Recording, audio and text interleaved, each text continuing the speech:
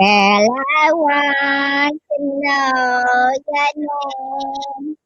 Can we talk for a minute? Girl, I want Want to know your name. Who the frick is this?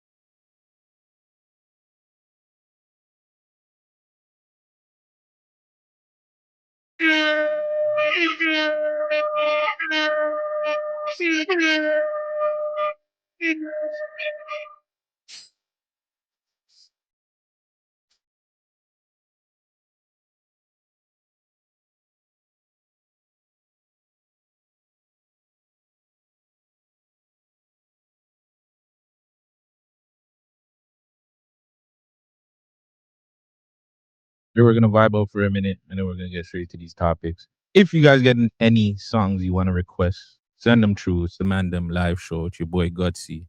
Make sure you guys like, comment, do all that good stuff. You know what I'm saying? We talking about 83 Frada stat padded.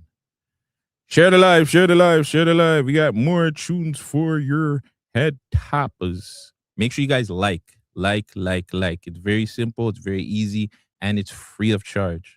Vegas, if you're in here, I need a charger for this one. If you know. More tunes for your head top. Hold on. Let's run this one.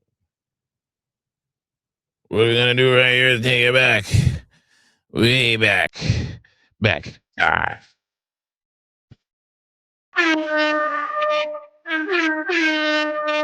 You guys know about me. You know about me.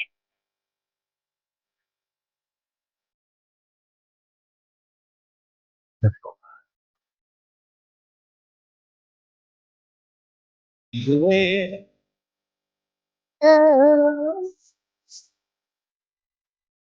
flying.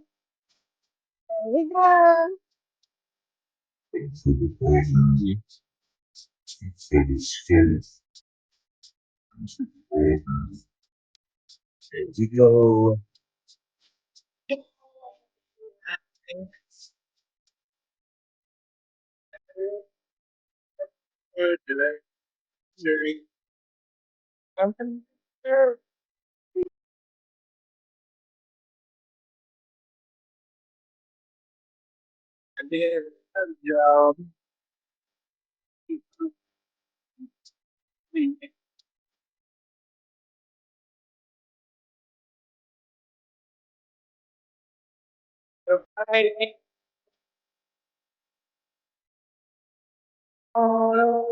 I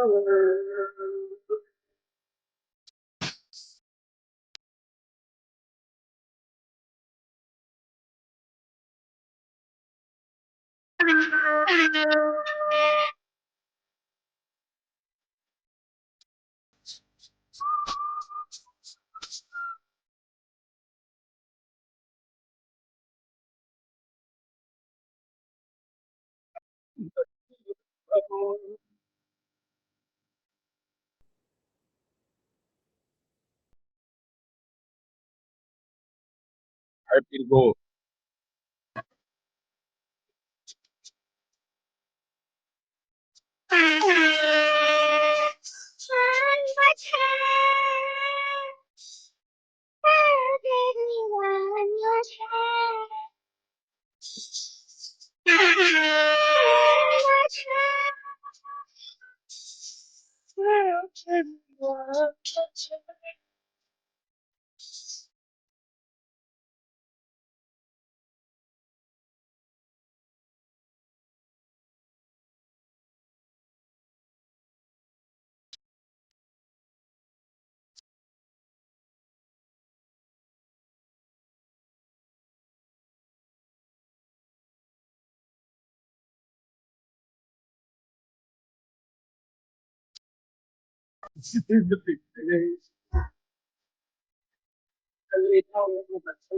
Yes, up here,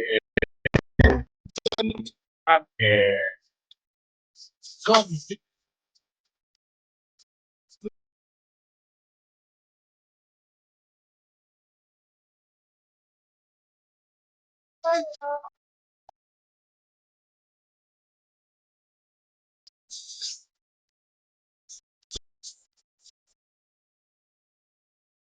I get deeper and deeper every climax at the max that way and and every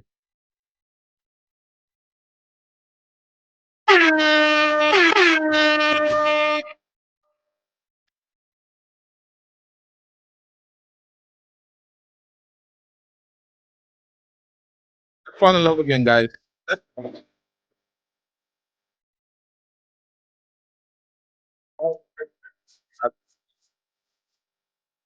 Kiss somebody that book the text somebody that you love.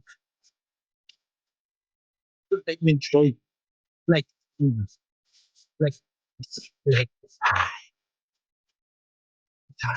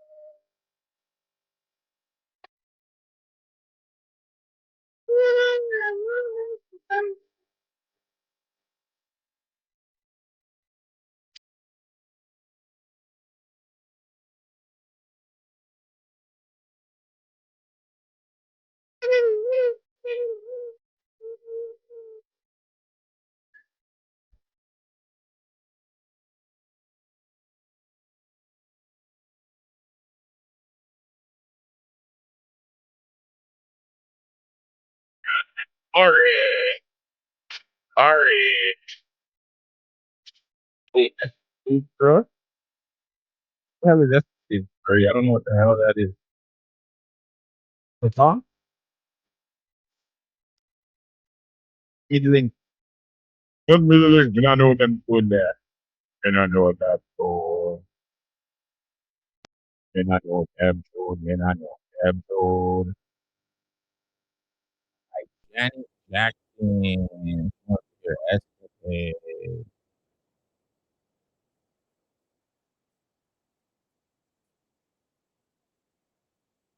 You want the live version? You want the live was? You what the song called?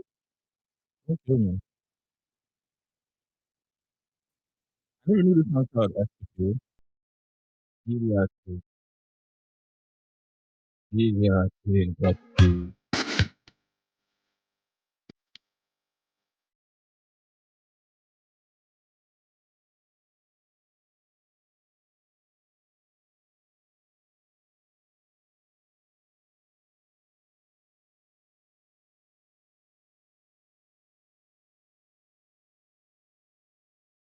So that's the song that like the longest.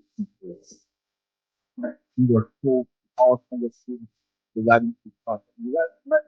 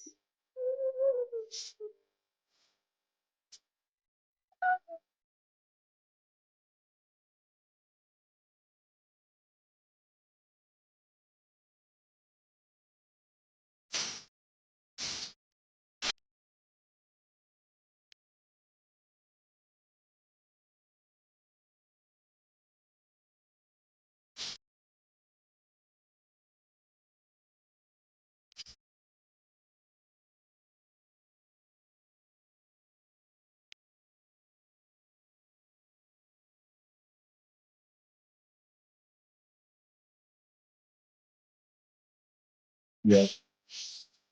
Sorry, can you hear me? Can you hear me? Sorry, can you hear me? Can you guys hear me? Can you hear me?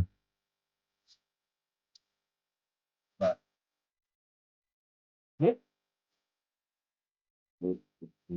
Oh, I need some. Dying out here, cut. Dying.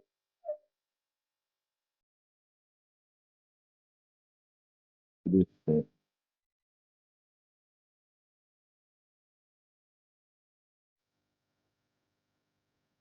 remember this?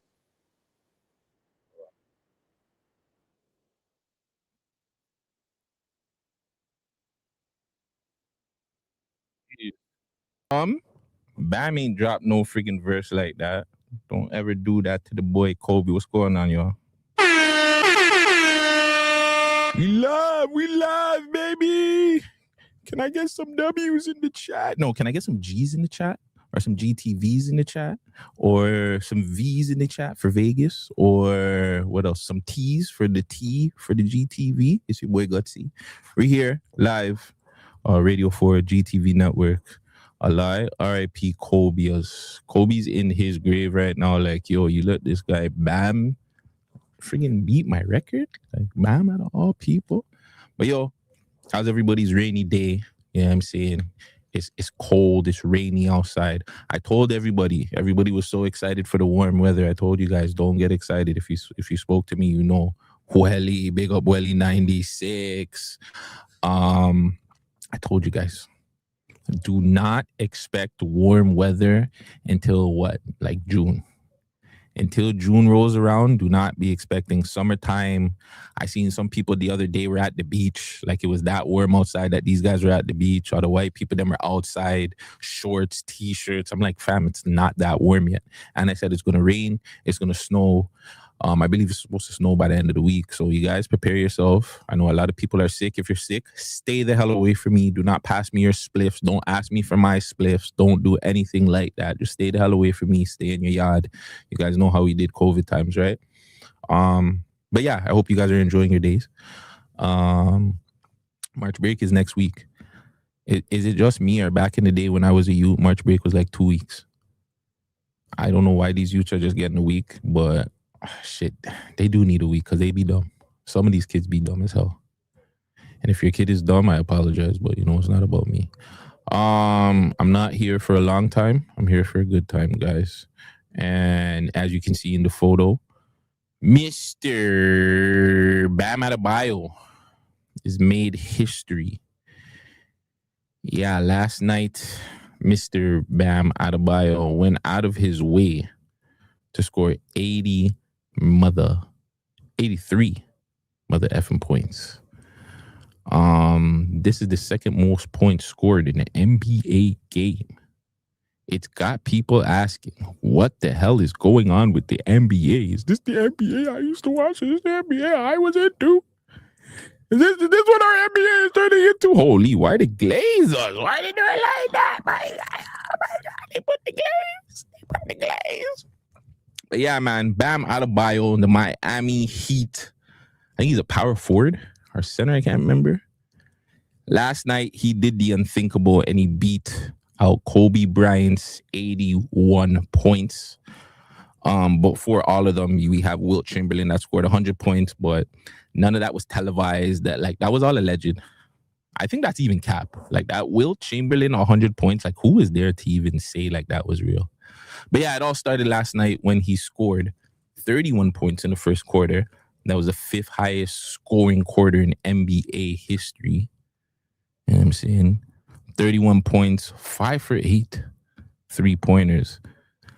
That's disgusting. How do you shoot 8 3-pointers in the first quarter?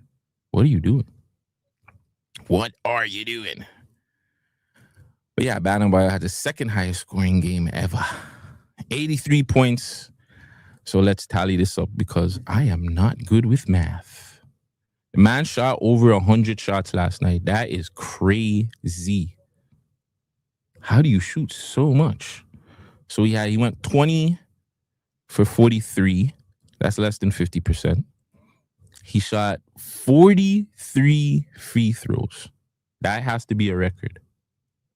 40 friggin' 3. How many friggin' free throws did Kobe shoot when he had his 81? Kobe shot 20 free throws. This nigga did 43. That is wild. How do you get fouled? How many times is 43? So let's just say you get fouled, you go to the line like 2 times, right? So the man got fouled like at least 15 times? What the hell was Washington doing? This Washington is pathetic, by the way. Let's just put this out there. He did this against one of the worst teams ever. But like, what the hell? And he scored 7 for 22 at 3-pointers. That is pathetic. I'm not gonna lie to you. That's pretty bad. But this all led to 43 points. 83 points, sorry. That is crazy. That is crazy. My God, people, what are we seeing? The man shot the ball 108 times. 108 times got you 83 points. That's kind of pathetic still, I'm not gonna lie. You got to do better than that, buds. You got to do better. I don't know why I don't like this right now.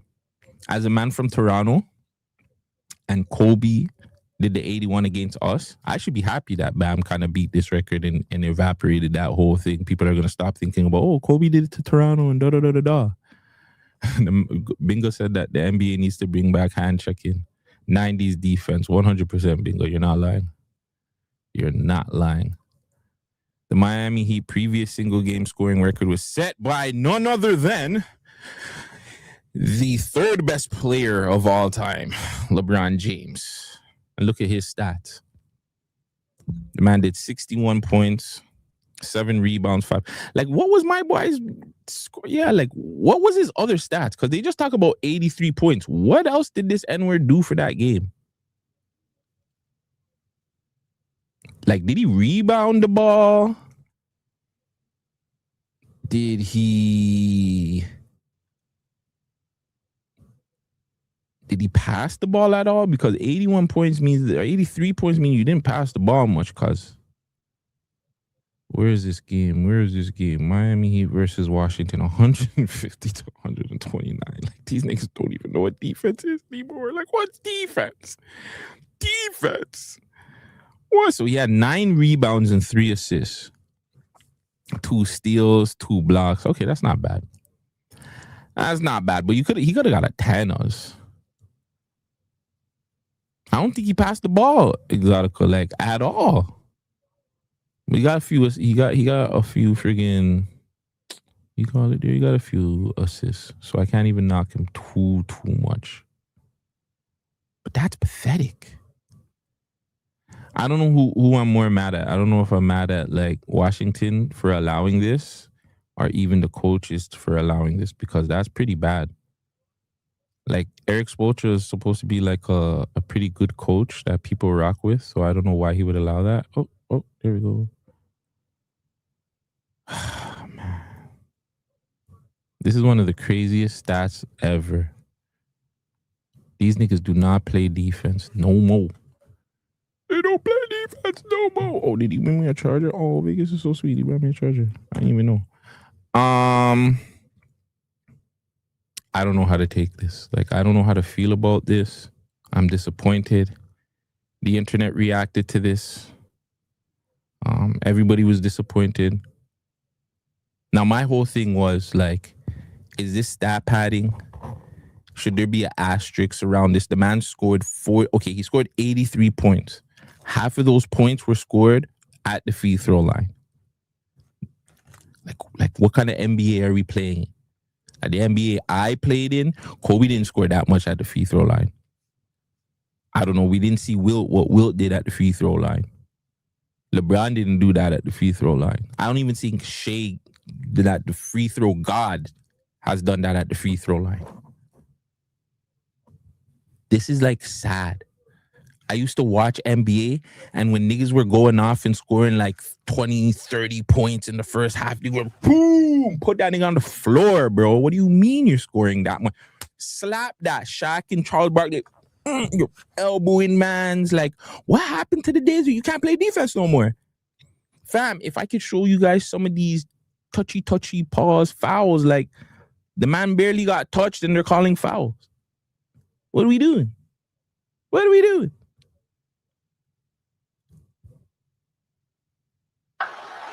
Be the toughest guy.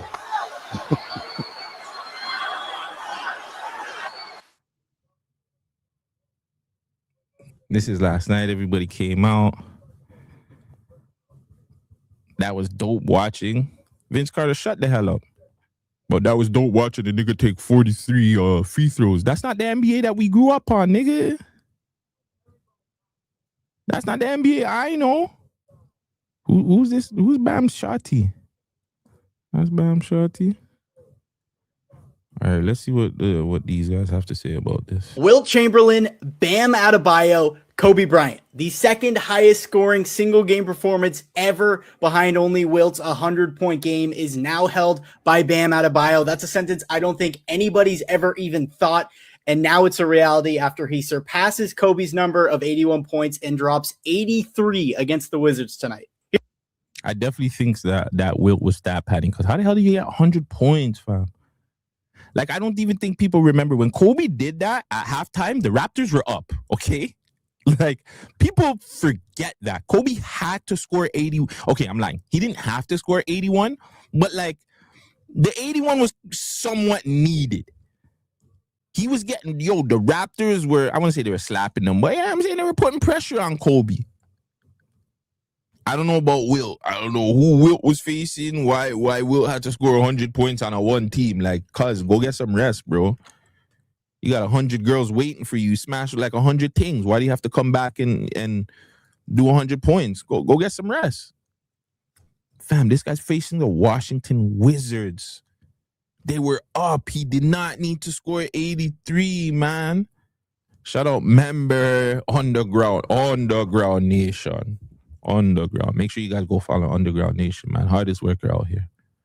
Yeah, let's get back. Here's a breakdown for those who missed it. 41 minutes, 83 points, 20 for 43 from the field, 7 for 22 from 3, and 36 for 43 from the free throw line. That is the most free throws ever made in an NBA game. And maybe the craziest part of all, in one single game, he's lifted his points per game this season from 18.9 to 20. Now, was this the most ethical NBA game ever played? Probably not. Kobe only shot 20 free throws in his 81-point game compared to Bam's 43. He also shot 61% from the field compared to Bam shooting 46%. The Miami Heat might have... Bro, what? This guy, like, come on, what are we talking about? Kobe was shooting and he got a better percentage. Stop this. This guy got half of his points from free throws and his percentage was trash. What are we doing? What are we talking about? Have been fouling while being up 25 just to get the ball back. But I mean, 83 points is 83 points no matter how you slice it. Insane stuff. Let me know what you guys think in the comments. Wilt Chamberlain. So that's another thing too. So for you guys that know basketball, if you don't know how basketball works, like you foul, it sends the other team to the line. They shoot 2 free throws, then you get the ball back, right? They were pretty much doing that so they could stop the time and get the ball back so Bam would have more time to score more points. That's pathetic. Underground Nation said Kobe's last game, 61 points was way better than that. 100%. But why are we haters, Underground, for feeling like this though? Like, part of me feels like I'm a hater. I'm not gonna lie. This is what the NBA has turned into. But I'm not gonna lie. Maybe I'm not a hater. Maybe I'm just a realist, because this is why people don't watch the All-Star game. This is why people stop watching the dunk off. This is why the views have gone down, because the game is not enjoyable. Back in the day, even if you had, okay, put it like this. Remember when Toronto Raptors, I don't know if you guys remember this, but one time, I think it was the same year where Jordan went off. It might have been like Jordan's one of his last years, right? The Raptors beat him that year. Like, Michael Jordan hit the last minute shot. It went in. They didn't count it. Raptors were one of the worst teams. One of the worst teams. They were still beating man like Jordan, even though it was a shot that they didn't count. Every team was like, yo, you could beat any team, or any team could be the next team. Cushmaster, Wagwan. But like, yeah, back in the day, it felt like any team from like the bottom of the tiers to could be any of the teams at the top of the tiers. Now it just feels like the teams are just all trying to tank. Like, if you're not even close to the play-ins, you're really not trying. And it's disgusting, bro. Not a game without competition. And a bit of a hate. It's a bit of a hate. Yeah, it is hate still. Because I should be happy that the man broke a record still. A lot of niggas go about life not breaking any records. They just live normal lives. They don't do anything. The only records they break is like how much money they owe in child support or something, or how many baby moms they can make, or how many times they go into jail. That's the records that N-words be making. Bam Adebayo, he's got a beautiful girlfriend. He's in the NBA. He's on the Miami Heat, and he's broken a really, really big record. We should all be happy for him. But I just feel like we're not. There's just something about it. We're not happy about this. I'm not happy about this. I'm not gonna lie. I think it's the player too. Like, if this was Kevin Durant, do we get as upset? If this is LeBron James, do we get as upset? If this is, I don't know, Steph Curry, Somebody said it, F it, yo. Steph Curry just needs to go one game, just light up like 43 pointers. Just take 40 or 30 something 3-pointers all game.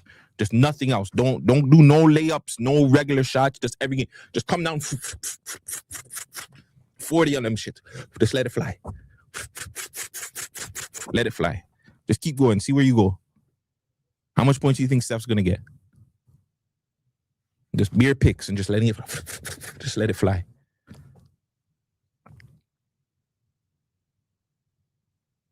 Man, 83 points is 83 at the end of the day. It's hard to get 20 in the NBA game. You're not lying still. Niggas average, bro. Like, I think the average for an NBA player is like, what, like 18 points or something like that? 17 to 18 points. That's like the average of what every player would do, right? But to get 20 points, you average 20 points, or just to get 20 points is hard. To get like 60, 80, to get 83, that's hard. It's an accomplishment. But it's the way you do it, though. When you're fouling and you're doing nasty work, it's just not, it doesn't feel authentic. You know what I'm saying? It doesn't feel like the flow of the game, like you're doing fouls and the team, fam, they're at one point of the game, it looked like I was watching 2K. These niggas were getting the rebound and they're looking for Bam. Yo, Bam, whoa! These niggas had open layups. They were like, nah. Where's Bam? Where's Bam? Where's Bam? We gotta find Bam. I'm like, yo, fam, just lay up the fucking ball. It's not that deep. But again, that could be the hate in me saying, okay, I don't want Bam to hit the 81ers. Exotica asked me a good question. Who would you have wanted it to be to break the record? The 83. I'm not gonna lie, I wouldn't know if Shea did it, I think people wouldn't have had as much of a problem with it because Shea is that free throw type of player. I think people would be a little pissed off, but I don't think they would have a big problem with it. I would want it to be Anthony Edwards from Minnesota.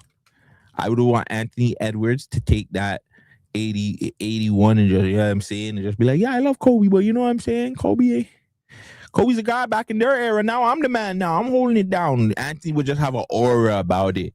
So I would like the Anthony Edwards to do it, or even Steph. I'd be cool with, like I said, Steph just comes down one game, just 53s.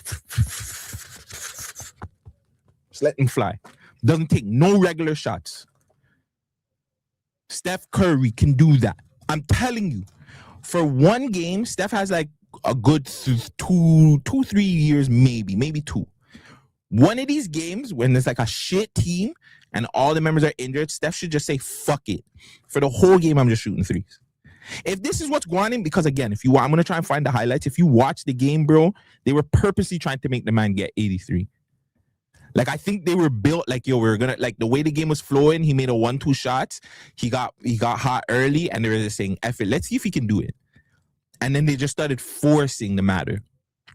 So I say next year when Steph Curry is healthy, one random game against like whoever the worst team is in the league, just let it fly.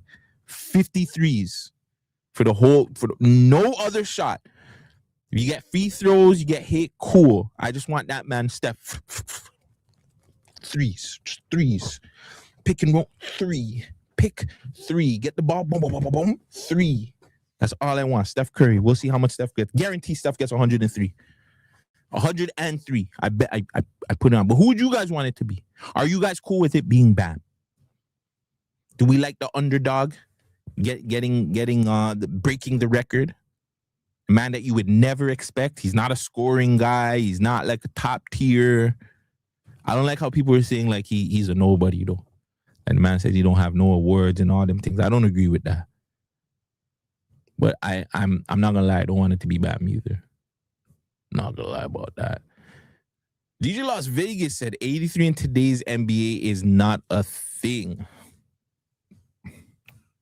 A man's parlay got bust up because Washington couldn't cover the 20-point spread. Laugh out loud. They lost by 22. Fam, the man scored 83 and they lost by 22. That doesn't make sense. That does not make sense. This is a fraud thing. The NBA is rigged. You can't convince me anymore that the NBA is rigged. Let's see what everybody else has to say. What's just last point. I didn't get a chance to see it either. I was, like you said, I was watching the game you was watching, Mo. Spurs.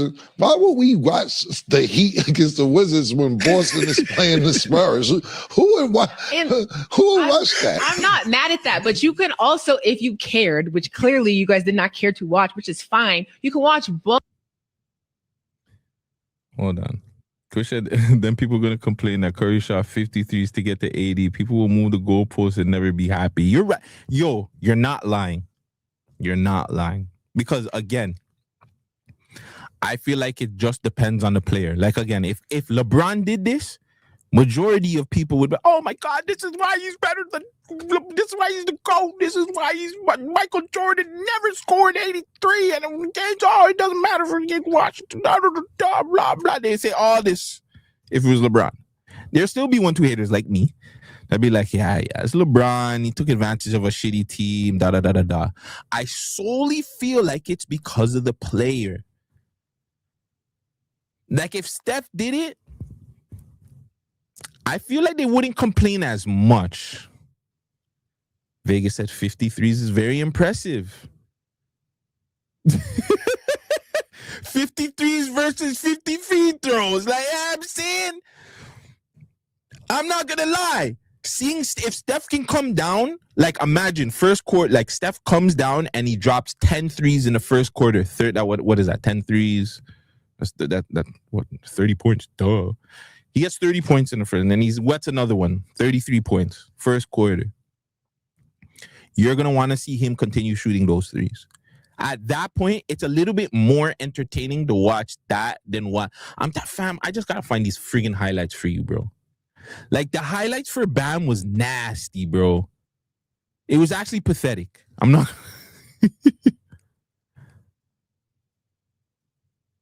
Like, I'm watching it, and it's like, yo, these guys are not trying to, like, they're really not trying to play. Like, they're really, the whole main goal was, this nigga needs to get he needs to get the 83.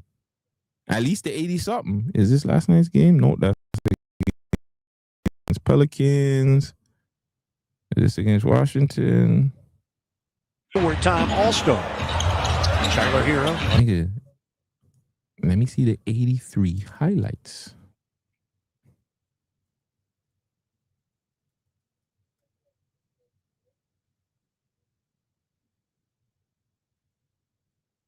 Like, there was no plays being ran. It was just, yo, give him the ball and let him. For the season. Helps the Heat offense. Euro steps in. Gives it back to Bam. And a goal. The NBA, of course.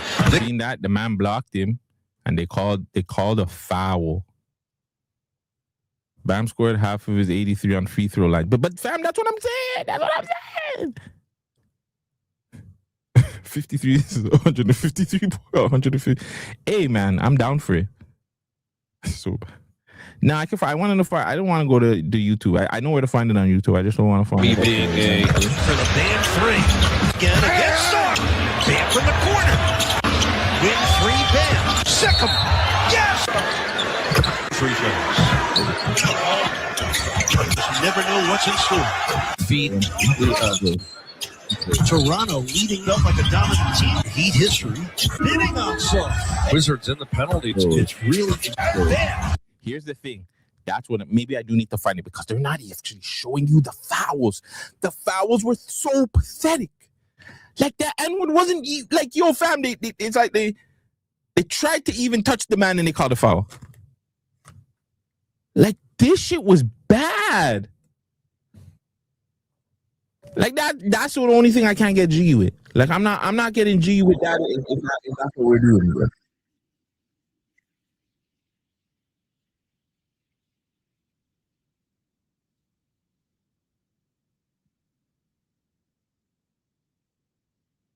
Hold on, I'm gonna run this thing here.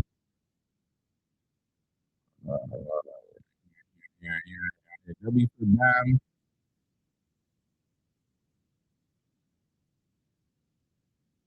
Playboy Vic. W for Bam. His top two candidates for defensive player of the year. I like how he described it too. Wemby being a unicorn in the paint with his ability to block shots. So showcase to the talented two bigs in our national. This one cross court for the Bam three. Yes. What a first quarter for Bam Adebayo. Sar will hang in here too deep, trying to make a play inside, and that allows the kick. Vucevic trying to slow down the heated Bam Adebayo right now is playing with so much confidence. Yes, and the foul. That's not a foul, cuz. Bam Adebayo right now is playing with so much confidence. Yes, and the foul. Lady defense right here, right by him. Okay, maybe that's a foul, but like I'm not calling it. And he has done it. He's tied LeBron James' first quarter scoring record at the highest scoring quarter in the history of the franchise. Yeah, About some more. A 30. Just never know what's in store. Yes. 68. Toronto leading at Houston near the end of the first quarter, 22-21. Only a 14-point lead for Miami. I say only because he has felt like a dominant team tonight. And here he is. He's untouchable right now. Over by Trey Johnson and the Wizards. Here's the spin, getting to the middle. Where's the help defense? There isn't any, and it allows But again, no plays. It's just Bam to operate. Typically, if you spin in the paint, there's so much. Yes. Bam, Washington wasn't even trying. Low key, whoever paid Washington to make this guy do this, W for you in the chat. You know what I'm saying? Whoever paid off Washington to allow this, I don't know, man. That's actually crazy. It's been an extraordinary first half for Bam Adebayo, the best scoring half in Heat history. That's been an extraordinary first half for Bam Adebayo, the best scoring half in Heat history. 20 points. Heat ahead by only 12. Bam spinning on Sar and putting it down. 38 in the first half for Captain Bam. Here he is, a little left-hand hesitation through the legs. I mean, this is just really advanced ball handling by a guy who's one of the biggest players on hesitation through the legs. I mean, this is just real. Why? Oh, I thought this guy was smiling. It looked like he's way too happy. Advanced ball handling by a guy who's one of the biggest players on the floor. And how comfortable is he facing up a defender and just his travel to get to this point in his career? It's really incredible. He came in as a defender. This is Davion. A minute left in the first half. Bam! Got it! It's not a foul. It's a three-point play. 42. A minute left in the first half. Bam! Got it! A chance at a three-point play. 40. Like, why are the refs even calling the fucking foul? 2. You guys see what they're trying to in do? attack mode. Get to that free throw line consistently. Bam on that last play. He comes again. He's a runaway. Just around him with some better shooters and some shot creators. This is trying to double Bam on that last play. He comes again. Wake me up. Just around him with some better shooters and some shot creators. This is trying to double Bam. Broski, you have almost 4 niggas in the paint, and you let this guy slam for the freaking dunk. How do you make... Yo, like, what? There's 4 N-words right here.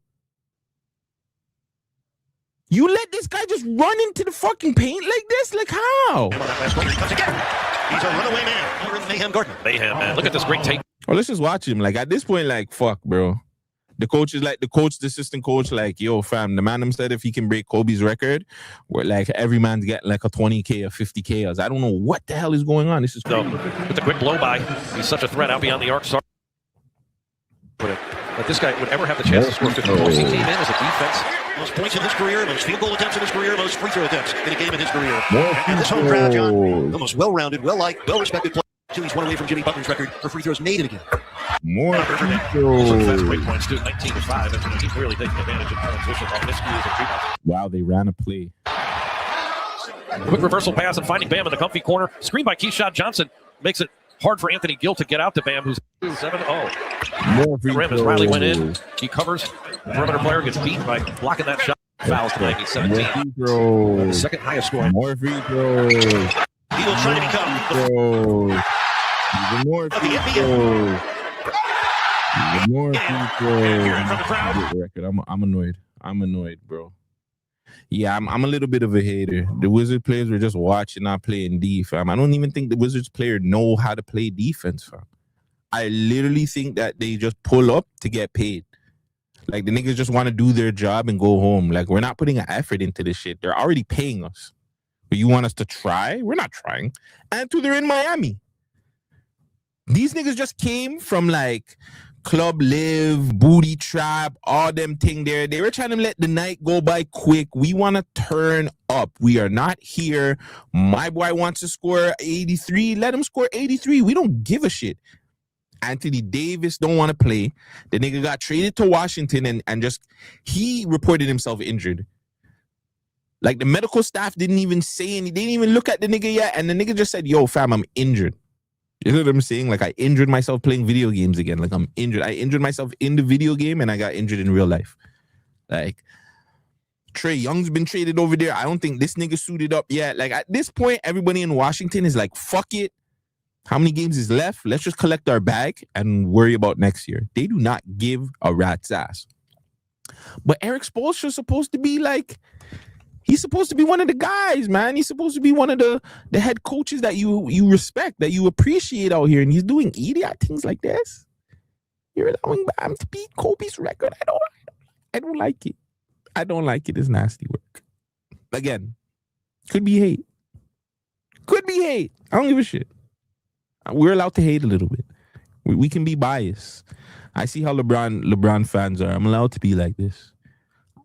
Like R.I.P. Kobe. Kobe's record should stay intact forever.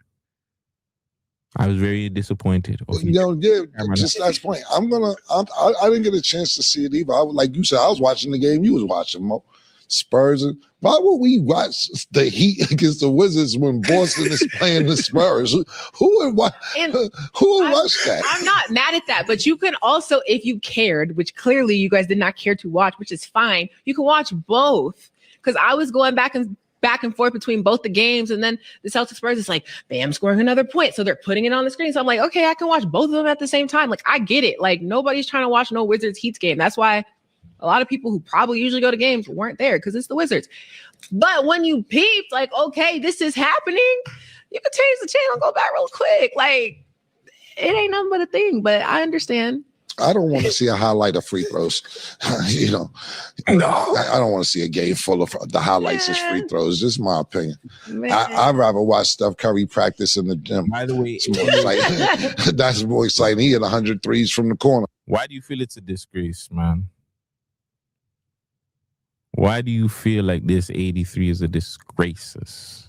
I'd rather watch that than watch the game when this nigga shooting 43. Listen, shout out to Bam. And stats right. Yes. In the history books, it will say that. I ain't jacking it. Whatever. Like you said, I ain't see Wilt's game and I won't see Bam's. So I'm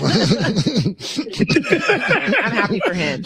Now, what I thought was pretty cool or funny, but to me it was because Asia, then she didn't tweet it was on Thread. She said, well, I won't have the highest career high in the house anymore, but at least it gives me something to go after, which is pretty dope, because it's like you got two, like, you know, she is doing that. To be able to compete on that level, for her to be like, you know what, when I get back to the WNBA, I don't know if it's going to be 83 points, but I'm just saying, to even be able to have that conversation, that's pretty dope, because I know their household is probably. Well, what I will say to that is she's the best player in the house. Wow. Whether she got the most points or not, she's the best player in the house. Sorry. I mean, I can't disagree. There we go. But they're both dope. So shout out to Bam for making that accomplishment. That's what I will say. Okay. So real quick, speaking of one's basketball. So Cam is not feeling it. He said he's never watched Wilt and he's not watching Bam. Well, unfortunately, you're gonna have to watch the highlights. That's what I had to watch. Let's see. Who else had something to say about this? Where was Stephen A? What was Stephen A. Schmish? I was accidentally going to go in our group chat, but if I went to our group chat, oh my, that would be... What would be something? Wilt me Kobe. This N-word is feeling himself. All right, hold on. Let me close this and then go into the group chat, because I know...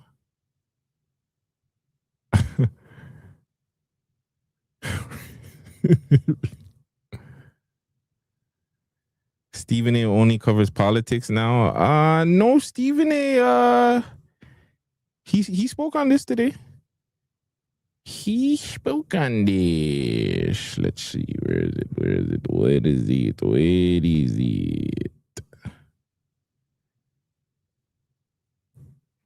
The first take. That's what it is.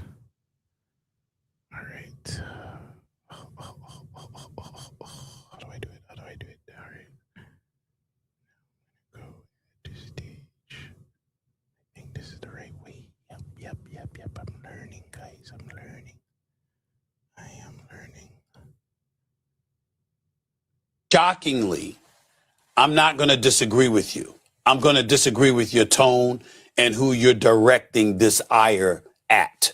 It's not Bam Adebayo's fault. The brother had 31 points in the first quarter. He had 43 at halftime. He had 62 through 3 quarters, and he had 70 points with 9 minutes left. It ain't his fault that the Washington Wizards are trash.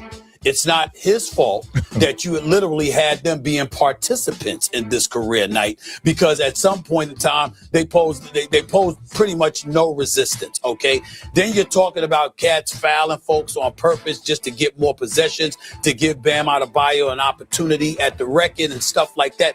Certainly they tainted it. It's not his fault. He went out there and did what he was supposed to do. And even though he didn't shoot 50% from the field, last time I checked, Doggy, shooting 48, 47% from the field is not bad either. He hit 20 or 43 shots, okay? It wasn't like it was 13 or 43. Shockingly, I'm not going to disagree with you.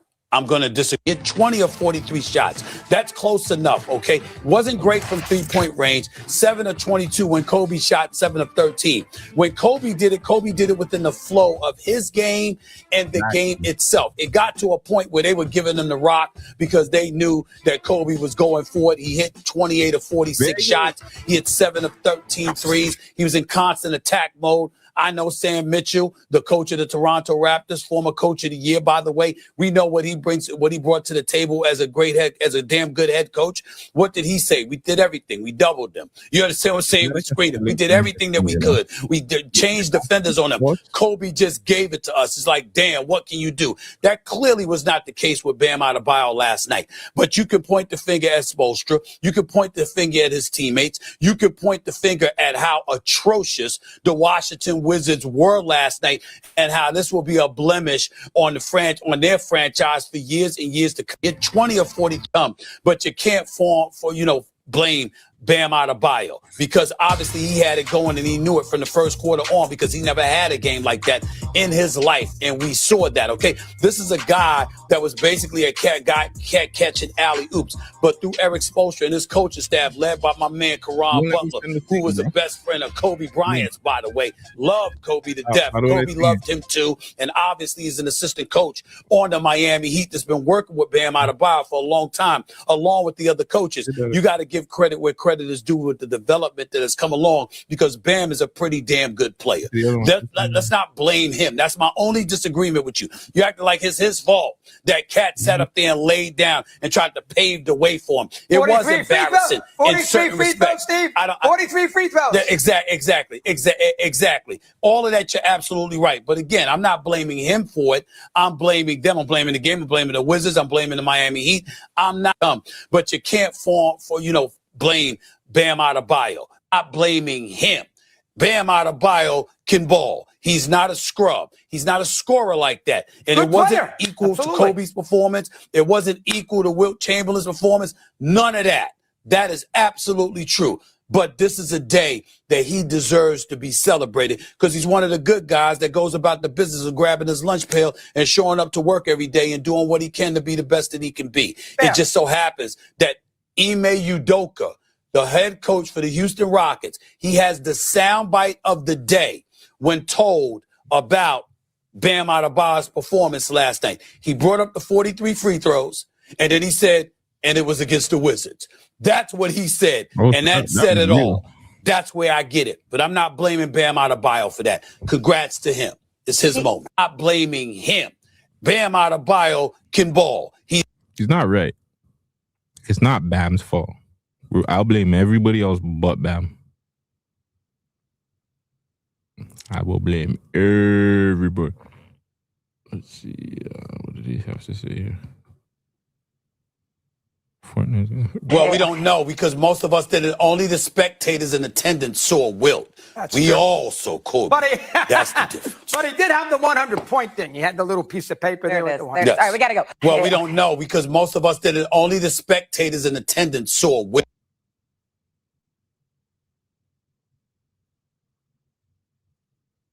Where we landing, Stephen A?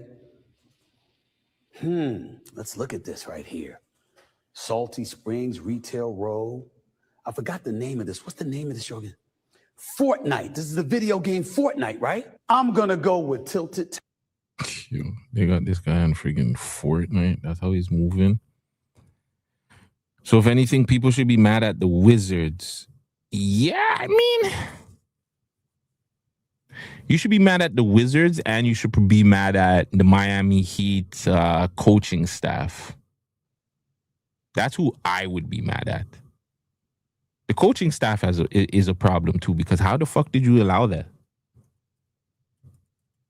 Like, you're just allowing these niggas to just like run through the thing. You're just allowing Bam to just score whatever the hell he wants with no stop. Like, to me, it's like,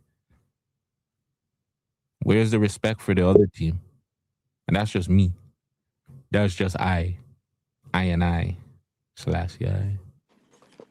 Who's that? Who's that peeping through my window? Blow. Jaylen Brown got ejected last night. So many other things happened last night that the Mount Effers don't even care, fam. What's going on? What's going on, my people? We got DJ Las Vegas in the cut. DJ Las Vegas, what's going on? What's going on, man? What's going on, man? Got a lot of people in here, man. That's not the Heat's fault. Fault. I guess it was fault. But it is the Heat's fault, because just like Cushmaster said, where's the respect for the game? Like, there's times in the game where it's just like, okay, you can score like your scoring best. Like, let's just say Bam's best scoring was like 34, 35, 36, and they wanted him to beat that. Cool. You let him do that. You let him get a 40, let him get a 45 piece, a 50 piece. But fam, when there's parts of the game when it's just like, all right, the game's won. It's not like the game's out of reach or it's close or it's nothing like that. The game's won, it's out of reach. Allow the man, fam. Let him get a 60 and sit down, a 61 piece and sit down. Kobe's done this before. Kobe scored 61 points against Dallas. I'll never forget this. He had 61 points, third quarter. He's like, yo, I'm gonna sit. I'm gonna chill out. The game, I even think the game was, I think the game was a wrap. But he's like, yo, I'm done. I'm off of this. I'm gonna go sit down for a bit. So you're saying, hold on. So you're saying, can you guys hear me? I'm good? Yeah, we can hear you. So you're saying that if the game, so if the game was closer, if it was tied and Bam was at 60, you keep him in. But since the game was so still like far apart, you know what I'm saying? They should have sat Bam. Yeah. Okay. For an example, with the Kobe thing too, Kobe, when Kobe was facing the Raptors were up at halftime. I think, like, again, I was saying that earlier. I think people forget that. So if the Raptors are up at halftime, Kobe's got to score a little bit. Yeah, I'm saying Kobe's got to do his thing. Everybody's game's off. And to me, it's not even like we knew if anybody's game was on or off. We just knew that Bam was on. Bam was on fire. Cool. I get it. But it's like to dub up. Okay, for an example, you don't think LeBron could have scored like 71 or 80 on like a shit team? Same thing with Steph. You don't think Steph is like a game where Steph had like 50 points, he could have had like 80? But respectfully, in today's basketball, they're not even playing their good players versus shit teams like that. They let the bench deal with it. But that's my point. Like, why even let Bam go off like that if you're letting your best player, let your best player get his and then sit. To me, I don't know, man. It's again, I have no issue, and I like Bam. I think Bam is a great player. I think it goes back to it. I just didn't. It's the hate in me doesn't want Bam to break that record. If Wemby broke it, I think we would have all been like, fuck. Yeah, you know what I'm saying? We would have been like, yeah, I expect that. If Anthony Edwards, the only person that I feel like if we would have broke it, that they would have had the same discourse is Shea. Because Shea would have did it with the free throws too. Shea would have dropped like 50 free throws and they would have been like, yo, this nigga is dirt. I think anybody that drops half of their points on a free throw, I think they'll have a problem with. I don't think if it's Anthony Edwards, if it's Giannis, if it's any of these superstars that do 43 on the line, I think would have a problem with it. There'll be an asterisk. You know what I'm saying? Like, If Bam doesn't score half those points at the free throw line, I think it's a different conversation. I think that's it too. I think it'll be like, oh, I think, and I'm maybe pushing it. I think if Bam doesn't do this from the line, they're gonna say he's probably the best Miami Heat player, second to the Wade. And if he was to win a wing, they'll probably say he's the best. So my boy here, Tony Parker, said they had 3 men on him and they were still fouling him. Records are meant to be broken. If you have a chance to break them, break them. I get that, but they had 3 men on him that weren't playing defense, okay? I just pulled up a clip where there was 4 niggas on this nigga. There was 4 niggas in the paint, and they all just watched this nigga just go up. Not one man just said, hey, let me take a charge. That's the NBA that we live in. And again, there's no... My problem with this, although I didn't want somebody else to break the record, it's not fully to Bam. It's the way the NBA is being played now. Mm-hmm. Why people say like the NBA is soft, because there's no way a nigga, fam, by the time I'm getting a flagrant 2. There is no way. Okay, like for an example, if this nigga was doing that shit to Detroit, and that Isaiah Stewart nigga was there, somebody in the coaches' benches would have said, yo, Isaiah, take that nigga out the game. Hurt him. And Isaiah is going to do whatever to get that flagrant 2, okay? He is getting subbed out the game. He is fighting Bam. He's swinging. And again, I'm not saying that's all part of the game, but that's the game that I like. I like the game that it's like, all right, I really got to work for this 80-something points. Now, Kobe was a little bit different, too, because Kobe didn't really have to work. Like, them niggas and some of the Raptors players should have started dubbing them up a little bit. Jalen Rose should have dubbed him up. Jalen Rose should have draped him up. Mose Peterson should have, like, elbowed him or something. They should have got a little bit aggressive, but that was like, you know, you started seeing the softness in the game. I'm disappointed still that my NBA is becoming soft like this. I'm not gonna lie. Just a little bit. You have anything else on this, Vegas? Shout out to Bam, man. Shout out to Bam. He's up there as one of the GOATs in modern NBA. It's Wilt, him, and Kobe. He's up there with Wilt and Kobe. Crazy. Bam Adebayo. That doesn't even sound right. Bam Adebayo. So Wilt, Bam Adebayo, and Kobe fucking Bryant. So this is what Houston Rockets head coach had to say about this. And honestly, at first I thought this was fake. I really 100% thought this was fake.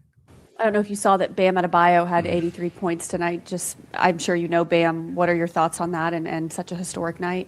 Yeah, I mean, first thing you think is how, because of, not because of him, but because of the way he plays, and I saw only made 6 threes, but 40 free throws or something like that. Tells the story right there. And the Washington Wizards. You guys were. I don't know if you saw that Bam Adebayo had 83 points tonight. I'm sure you know Bam. What are your thoughts on that and such a historic night? Yeah, I mean, first thing you think is how, because of, not because of him, but because of the way he plays. That man's keeping it too real. Wemby will get 80. I know 100% Wemby is breaking this record. 100%. Who's that? Our guy Twy? Twy said, how many free throws did Kobe have? I don't know. And when my son tells me he had 7. Now, he had 7. I don't know how many Bam had either. So shout out the captain. No, he didn't have 7. He had he shot 20. 20 free throws that game? He shot 20 free throws that game. Kobe. Okay, you pulled it up? I looked it up earlier. Okay, yeah. Well, it wasn't nowhere near 43. Yeah, it wasn't near 43. It wasn't. And again, like, I'm not wrong in Bam, fam. Bam's in the game doing what, like, they kind of wanted him to do. Like, the coach, like, who am I to say? Like, if the coaches were like, all right, cool, like, you know what I'm saying? Bam, you did your thing, like, forward out. Like, it's up to him to say, okay, I'm pretty sure the coaches were like, yo, fam, keep going. Yeah. They were treating him like a freeway, and even though what they do is wrong. And the trees start falling, and the rivers start growing, and the seas start going. Keep flowing. Like, he was just like they just wanted him to do it. They really wanted him to break the record. I think by the first quarter when he dropped 31, they were like, fuck. Let's see. Let's see. And then at the end of the day, I honestly, at the end of the day, I feel like anybody could have broke that record going against Washington at any point, fam. Don't worry. Tomorrow when Washington plays again, someone is gonna go for fucking 70 or 60, fam. Easily. Can you look up to see when Washington faces San Antonio? Yes, give me 1 second. But you see, like I feel like Wemby's a man that won't even do that. I feel like Wemby will get his career high and then he'll back down. Like he'll be like, you know what? I need my other players to get off and get their shit. It's not always about me. It's about the flow of the game. Blah, blah, blah. But like I feel like Wemby can do that easily. Wemby can win. Fam, Wemby's doing what he's doing on a time restriction. They're not even letting this nigga play like full game. Like I don't know what to call it, but he don't play full. That nigga plays 10, 15 minutes a game. No, I'm lying. He plays like 20 minutes a game, and that's a wrap. I don't think they're playing anymore. Oh, so they're done because remember, the East and West, they play 2 games against each other. I think they already played it. They already played the 2 games? Yeah. Yeah, because I know Wemby would have slapped that up. Listen, man, like I said, bro, shout out to fucking Bam still. Shout out to Bam still. Regardless, 83 is an accomplishment, you know? Yeah, 100%. Shout out to Bam. He broke a record. Still an asterisk, though. Fam, 30 minutes is way too much. Wemby playing like 15, 20 minutes a game. 30 minutes is a lot for Wemby, bro. Them niggas be looking, as soon as that nigga be hitting like 17 minutes, they be looking, they be like, hey, get ready to wrap that shit up. Go dunk on niggas, do whatever the fuck you gotta do, because we gotta take your ass out, bro. Yeah, because Wemby is still, like, as much as Wemby's nice, body-wise, he's not NBA ready. So any of these bad mind NBA youths that will fought, like these bad boy NBA youths will just step on his ankle and shit. Like, they're not trying to risk Wemby fucking being out for a season, out for 2 seasons. You know what I'm saying? He'll go do his work and they'll take his ass out. He's doing 20, 23. You know what I'm saying? He's not doing 30 in a game, fam. Like, that's not Wemby. He's not NBA size ready. NBA player ready, size ready. He's still a skinny nigga. Like, he's a sicker Giannis first coming into the league. Remember when Giannis came into the league, this nigga was skinny cuts. This nigga did not look like that. Like he was a way. You're right. He was a way sicker Giannis. Coming into the league. Because Giannis didn't have no shot, nothing. Wemby, you could tell, was a problem. He just needed to get bigger. That was trash. Who is this? Clint Kane Jeremiah said that was trash. Denim Brown, a lie. OG. Pure trash. Where is that guy? G League or Euro League? Denim Brown? Yeah. Euro League. He retired, fam. That nigga's old now. Oh yeah? He's retired? Yeah, I'm not sure if he made the league, but he was he was a Toronto legend, fam, out here. But he's playing for the Iowa Wolves, cuz. Oh fuck, you know more than me. He's still out there. See, goes back to the same thing I was telling you with basketball. Is like fucking. Maybe I was telling it to the next my youth. Nah, he's started. He's retired still. He retired. This has nothing to do with Bam. You better watch what you say. Your next comment could get you kicked. But yeah, basketball is like rap. These niggas don't want to give it up, bro. No, he's retired still. My bad, he's retired. But I'm like, this nigga's like my age and he's still playing ball. I'm like, damn, he's sick. Well, I mean, LeBron's still playing ball. LeBron's different. Not a lot of fam. How many niggas is like LeBron? Vince Carter was about taking away from Kobe's legacy. But going back to someone's comment earlier, records are meant to be broken. Like, at some point, somebody would have broken Kobe's record. Like, all respect due to Kobe, you know what I'm saying? But like his record has to be broken. All records get broken, and I think the next record Bam is going to surpass is Dwayne Wade's all-time points list. I think 10,000. He's close to it. Next 2 games, he's going to break that. And he will be talked about as the greatest Heat player. He will be talked about it. It's just that he don't got the chips to back it up. Yeah. I think the problem is we get too connected to the people, like to some of our idols. Mhm. And it's like something like this is there's connection, because that's the same thing I was saying. Like, I shouldn't feel so upset about this being a Toronto man. Kobe dropped 81 on my team, fam. I should be happy about this.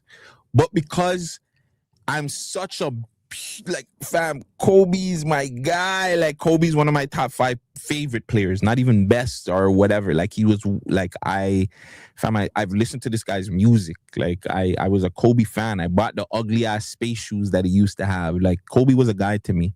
So I feel like that. I felt like the legacy, like, they kind of did it to, like, harm Kobe's legacy. But at the same time, just like you said, like, this is a game. It's a sport. At some point, I feel like Michael Jordan's, the 6 finals that he's never lost or whatever, I feel like somebody might beat that. Somebody's going to go to the final 6 times and not lose, or 7 times and not lose, and then break Michael Jordan's record. And then I have to come in here and be like, fuck. Yeah, I'm saying Michael really isn't the GOAT anymore. Like, somebody actually did it. And it's, like my boy said, Kobe took 20 free throws. I did mention that. Listen, I don't agree with everything and how the things were done. But at the end of the day, he did what he did. This is how the NBA is. We got to go argue with the NBA and Adam Silver, and you got to tell him stop making these players like bitches. Make your players a little bit more tougher. Make it okay for a nigga to, like, get bodied a little bit. There was a 1-2 tacky fouls. I'm telling you, I was watching it. There was a 1-2 fouls. You're like, fam, that's not a foul. And even if it is a foul, you don't have to call it. Like, you didn't have to call it 1-2 of these. But at the end of the day, it is what it is, man. Like, Bam Adebayo has broken Kobe Bryant's record. I feel like at some point, a man will break the 100 record. Like, I think so too. This is what it's leading up to. Like, even though we're all on that Kobe, and we love Kobe. Kobe is our goal. But I think all of this is preparing us for when next year this fucking guy, LeBron James, has his last year and he decides, you know what, guys?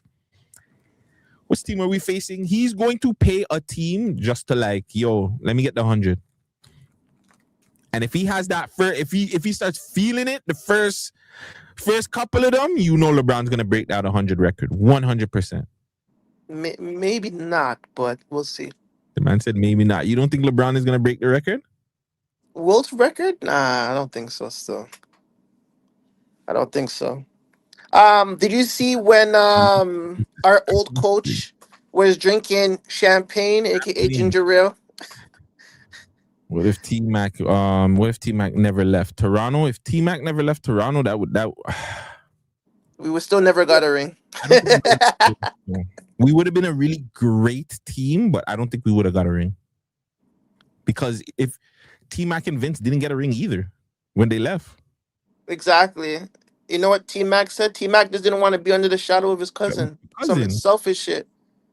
You know what? Actually, side note, a funny NBA story I listened to the other day. When was it Marbury? When Marbury was in Minnesota with Kevin Garnett, right? They were together. Yeah. Marbury didn't want to be in Minnesota. Guess why? I can't remember. It's too fucking cold. It was too cold. But and then this nigga. That's when they sent it to New York, right? This nigga is so selfish. Like, I don't know if it's selfish or what. But listen, okay. It's funny that you said that. Okay, see what you're saying. No, I'm just saying, like, if you're playing a team sport, you're thinking about yourself, the cold weather. On top of it, he was in a predominantly white city. I think he said that he slipped on black ice twice and almost crashed, and he was just like, nah, this is it for me. Like, and he had to talk with the general manager, and he said, you know what, whatever, trade me somewhere, whatever. He went to New York, yada yada yada. But still, like, I just feel like Marbury, Starbury, and Kevin Garnett together still would have made a great impact on the NBA at that time. Probably would have led to more finals appearances if he never made that selfish decision to not want to be there because of weather. No, the fuck they wouldn't. I think that was actually an amazing trade because Latrell Sprewell fucking Sam Cassell, Kevin Garnett, Wally Zerbiak. Are you dumb? That team, that team was too stout. That team was too stout, but they never went to any final. They went to the Western Conference Finals, and that was it. That team was still stout, though. Hey, that's my opinion. On the black ice. But yeah, shout out Spreewell again. Shout out Bam. Bam has broken the record, and hey man, just get used to it. I think a lot more records will. Do you have something that's close to you? A record from a sport, a music artist that's close to you that you feel like you'll feel away if it got broken? Like if Drake's #1 hits. I don't want to see MJ's record get broke. Which one? He has quite a few. The one that the top ones. Did he get beat yet? Which one? The 6 finals appearances with no losses? No, not Michael Jackson. Not Michael Jordan. Michael Jackson. Sorry. So the hits, the Billboard hits. Yeah. Did that break yet? No, because Drake was the closest one to it, and we all know what happened to my boy. As much as I love Drizzy Drake Rogers, I do not want to see anybody break MJ's top Billboard hits ever. Michael Jordan 6. I don't want to see. I don't want to. You know what's bet? You know what? I don't want to see anybody break Chicago's 3-peat history. I don't want to see a team go to the finals 3-peating 3 times, because Chicago did that, right? They did 3-peat and one. They took a break, then they did 3-peat again. I think that's how it went. So I don't want to see another team do that. So what if a team did 4 in a row, and not the 3-peat, the 2 3-peats?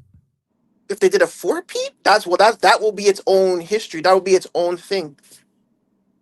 So someone can do that. I don't mind if someone beat a 3-peat and do a 4-peat. That's okay. So what you're saying is, what if they did 3 3-peats? So if they did 3-3-3? Yeah, I don't want to see that still. I don't want no team to do that. That'd be fucking hard, because you would have to win 3, lose 1 year, win 3 again, lose, break up another year, and then win, come back another 3. That's like that's impossible. Now winning like 4 in a row, I can see that more happening.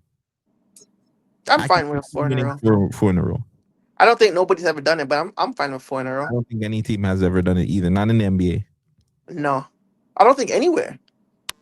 Has a team ever? What is that called? Quadruple? That's a quadrupleless? Yeah, that's a quadruple peat. That's a quadruple winners. And that's a quad peat. Yeah, I don't see anything. I don't want to see nobody win more than 6 rings than Jordan. I don't want to see that still. I'm very close to my heart with that one. I think everything else is fine. You know, Klay Thompson has the most threes in the NBA, 17 threes in a game. 17 threes in a game. Yeah, I want to see someone beat that. That's the game he scored 60 something, where he only took like 10, 15 dribbles. I want to see someone beat that.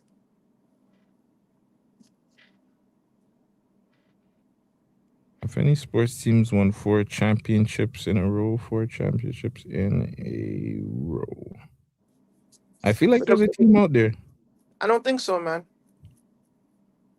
What about you? What record you don't want to see broken? So,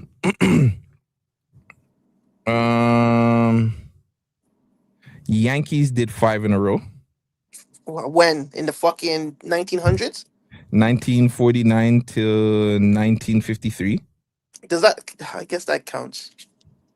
Celtics, NBA, 8 in a row. What, in 1910s? Once again in the 1940s? Not 1959 to 1966. Close. Montreal did 4 in a row. 1976 to 1979. That's Montreal Canadiens, by the way. Okay, now we're talking. That's kind of closer to our time. And then that's impressive. And then New York Islanders did 4 in a row. That was 1980 to 19. How does that work? 1980 to 1983. I guess that does not make sense. It says it 4 in a row. AI makes mistakes, guys. So please don't kill us. They also has the WNBA. Houston Comets won 4 in a row, 1997 to 2000. college basketball, UCLA Bruins won 7 in a row. That's 1967 to 1973. So it's not. I guess it's not that impossible. No, it's not impossible, but it's tough. It's not impossible, but it's tough. One more quick side note. Sorry, guys. Breaking news: Tory Lanez, "Wish I Never Met You," prison tapes has now surpassed 100 million streams on Spotify, guys. Hey, Shout out to Tory. Big blood clot Tory. Free Tory till it's backwards. Free Tory till it's backwards. I think I'm over this this whole thingamajiggy right here. As You never even answered the question though, son. What was your question? What record you don't want to see broken in any event, in anything, in any sport? I think it was this one. I think it was the Kobe one. I didn't want to get broken. Fam, like all my records get broken. I'm a wrestling fan. Undertaker's record got broken. I was cheesed about the Undertaker record getting broken. Which one? The WrestleMania one? Yeah, I was cheesed. When did I break and who broke it? Brock Lesnar broke it a few years ago. Oh. Yeah, I was cheesed about that. I don't know. Like, I'm cool. I guess I'm cool with it because the Raptors won a championship, so I don't give a fuck about any records being broken. Like, when the 81 happened, I was so in such a dark place with sports and especially with the Raptors. But then we won a championship, so maybe that. Maybe I don't want a player like Kawhi to get traded to a team and win the first year like that, like the way he did with the Raptors. I know that's not like a record or anything, but I don't ever want something like that to happen. I want the Raptors to hold something like that deep down inside. Fortunately for you, Kawhi is never going to win a ring again. I wouldn't say that. Unless he rides the bench somewhere.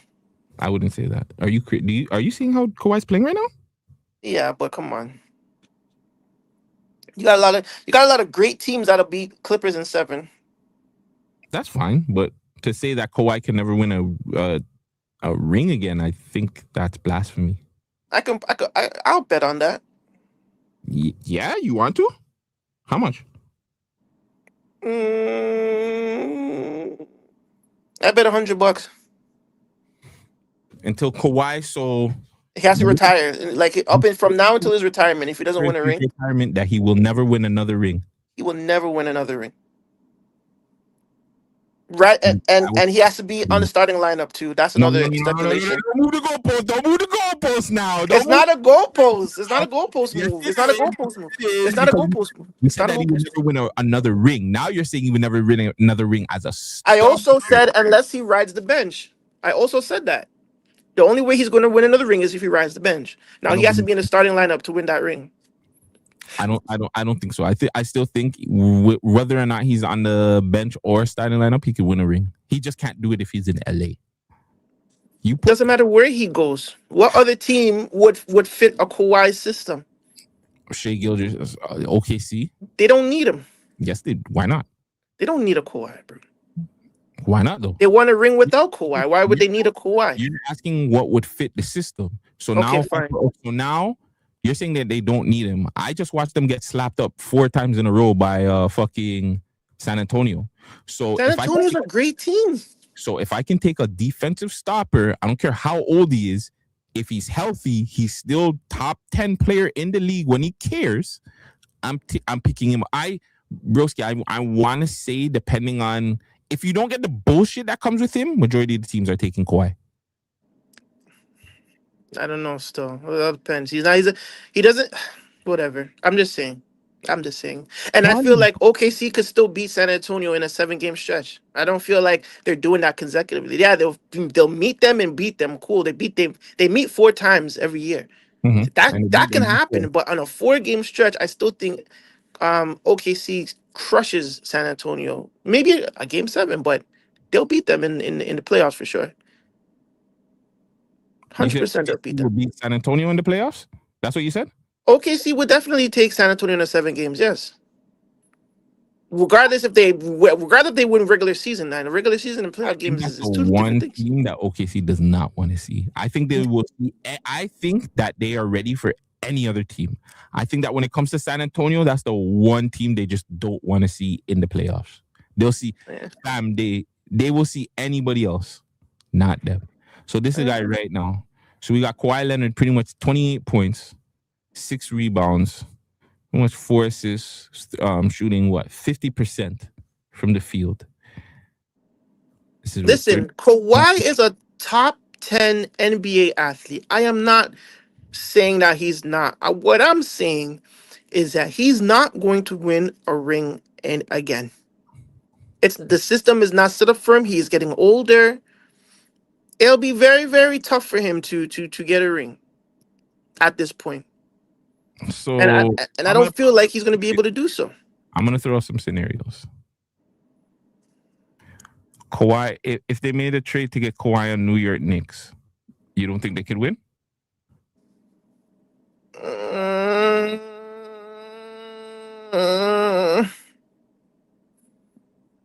I think they'll get far. So you don't think they can win? No, I don't. I still don't think they can pass SGA or San Antonio, as a matter of fact. If we're talking about Knicks. Okay, so what about Kawhi on 76ers? No. Okay, so you don't feel like any team on the East could beat if with Kawhi on there, he can't. Let me see. Go back to the list again. So there's Pistons, which Pistons could also be a possibility. Pistons could get to Kawhi. They might have to give up a 1-2 pieces, but Pistons with Kawhi, they can't. That'll harm the team and the chemistry. I wouldn't trade him to fuck that up. Maybe Cleveland. Maybe Cleveland. What about the Bucks? I wouldn't do Cleveland because James Harden's over there and he was just with James Harden. So I wouldn't. Okay. What about the Bucks? You put Kawhi and Giannis together. No, it doesn't look like. No, I don't think they have. No, Dame was just over there and still did nothing. Yo. Okay, give me 2 seconds. I'm on a message. All right. Yeah, Dame was just over there. Oh, you can't hear me. So yeah, I was just saying. You said Dame was just over there. Dame was just over there. Didn't make too much big of an impact. I don't think that's a point guard like Damian Lillard. I don't think Damian Lillard and him fit. Now you get like somebody else that's Damian Lillard's a scoring point guard. Get him like a defensive point guard that's gonna facilitate more with Kawhi. I think that would be better. Okay, whatever. Still don't think so. Go to West. Let me see. Okay, we got the West standings. I think the 76ers and possibly the Bucks could do something together. Okay. Now for the West, I would say give him to Houston. I would trade for Houston. So you would put him and Kevin Durant together? Yeah, I would. They're both high scoring people, high scoring players. They're not selfish, and they'll put in the work. I feel like if Kawhi, I think Kawhi's attitude would actually bless Kevin Durant. You know what I'm saying? Kevin Durant is a serious ball player, but he'll be even more serious. I feel like, and that team is built serious. Like Dylan Brooks and the rest of the man, they're serious niggas. So you put another serious nigga in there, it's just like, okay, yeah, now we're not playing. They might do some magic, you know what I'm saying? And I would put him on the team with Cooper Flag too, actually. Mavs. What about Golden State? Golden State's too old. I don't think he would really gel with Steph? With Steph and what's his name there?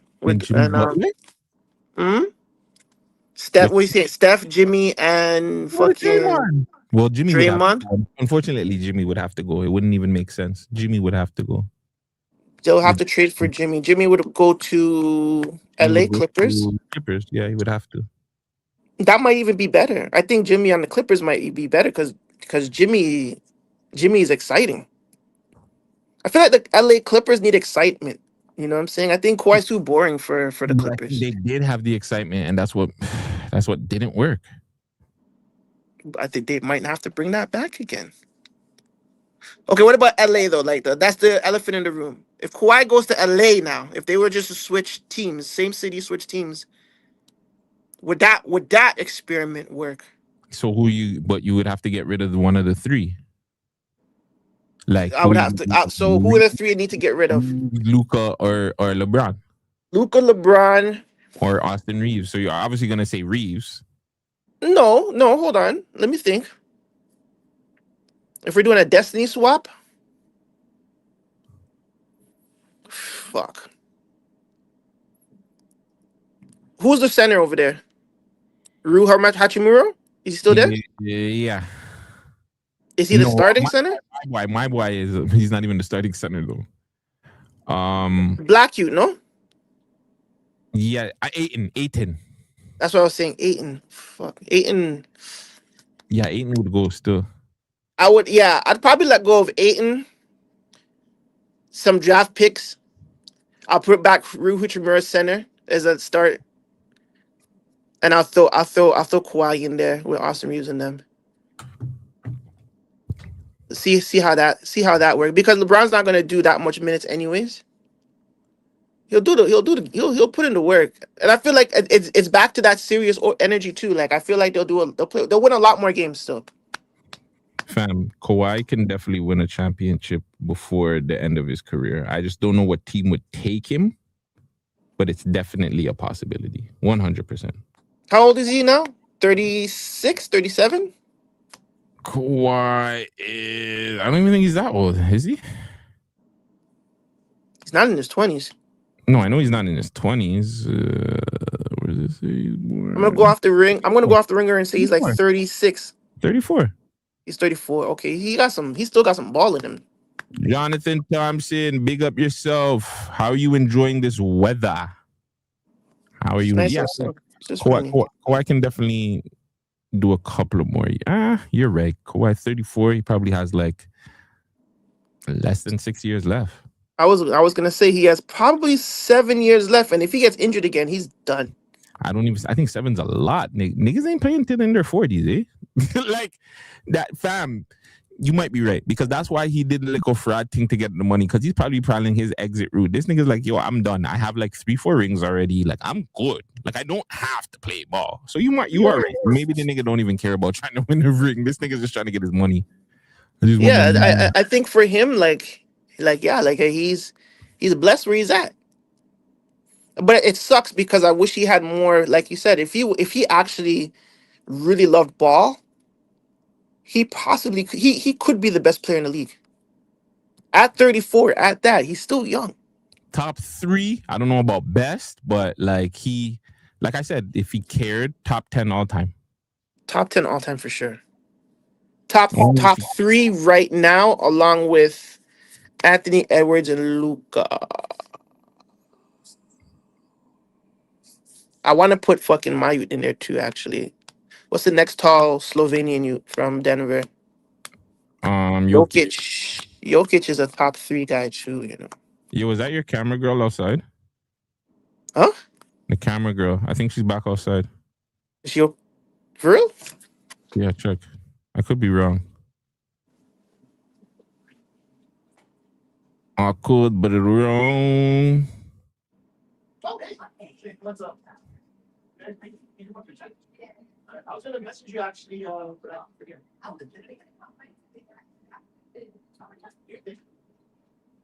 Yeah.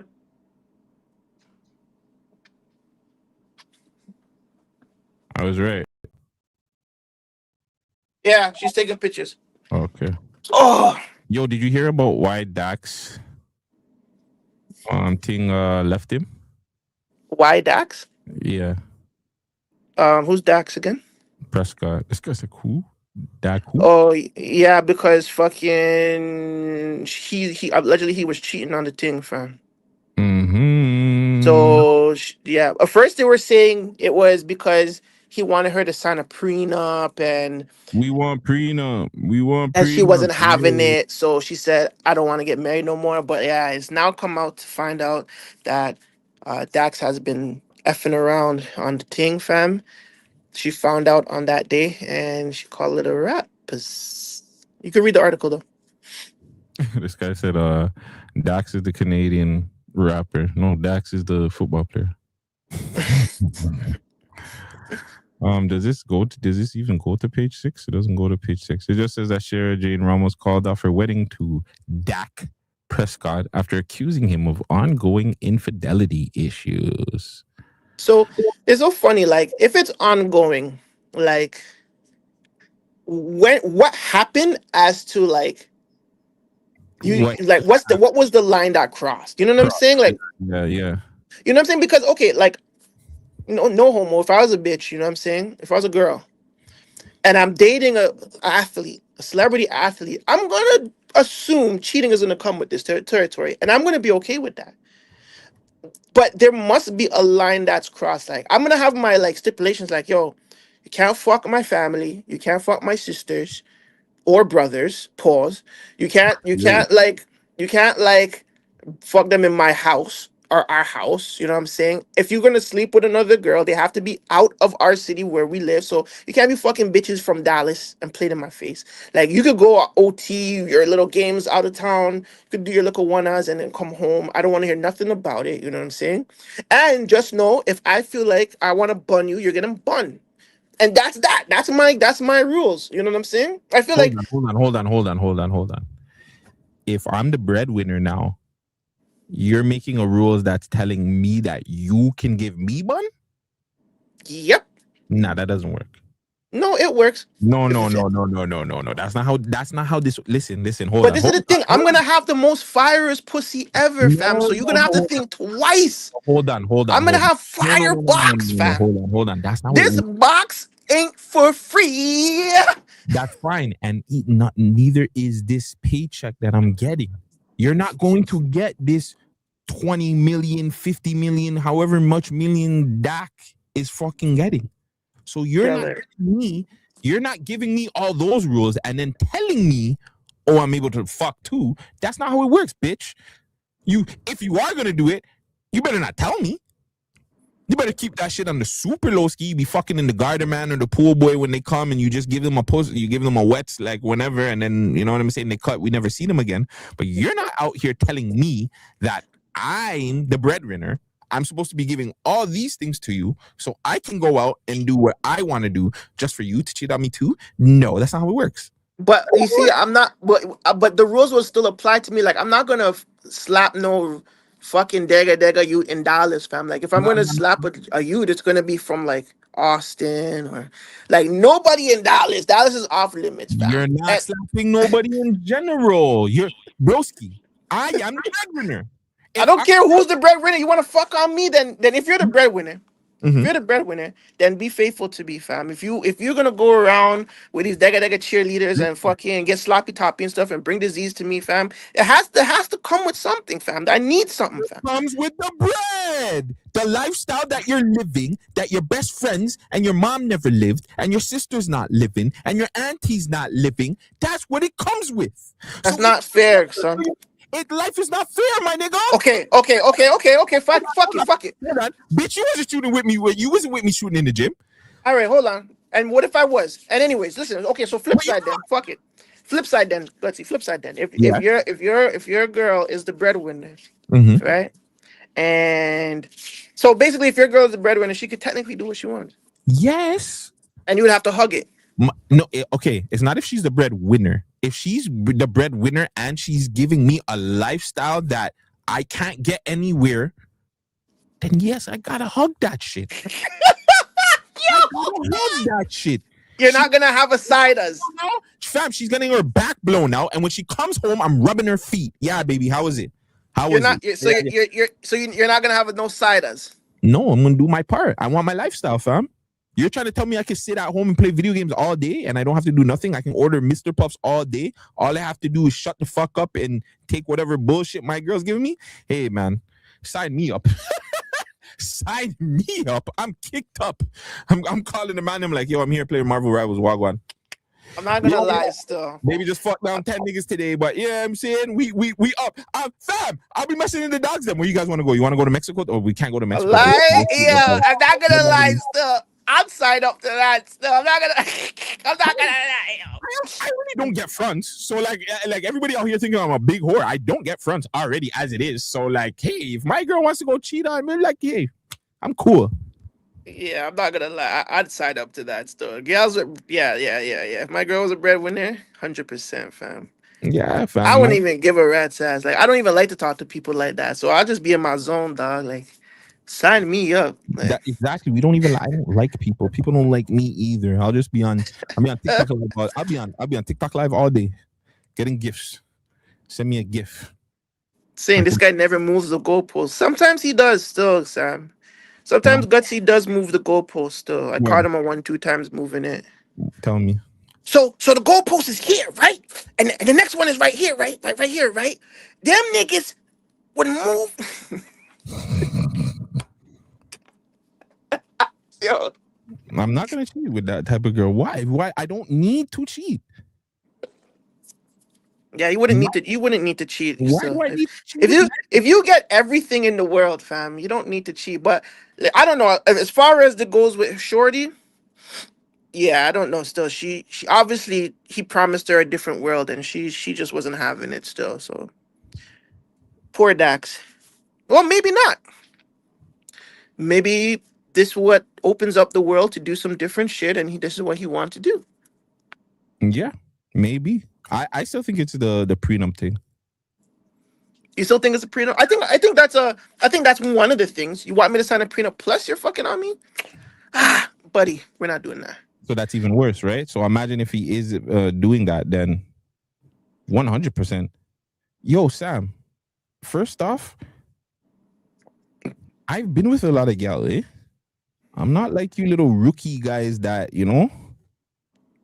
need to have gal them around me. I am good with weed, Mr. Puffs, and video games.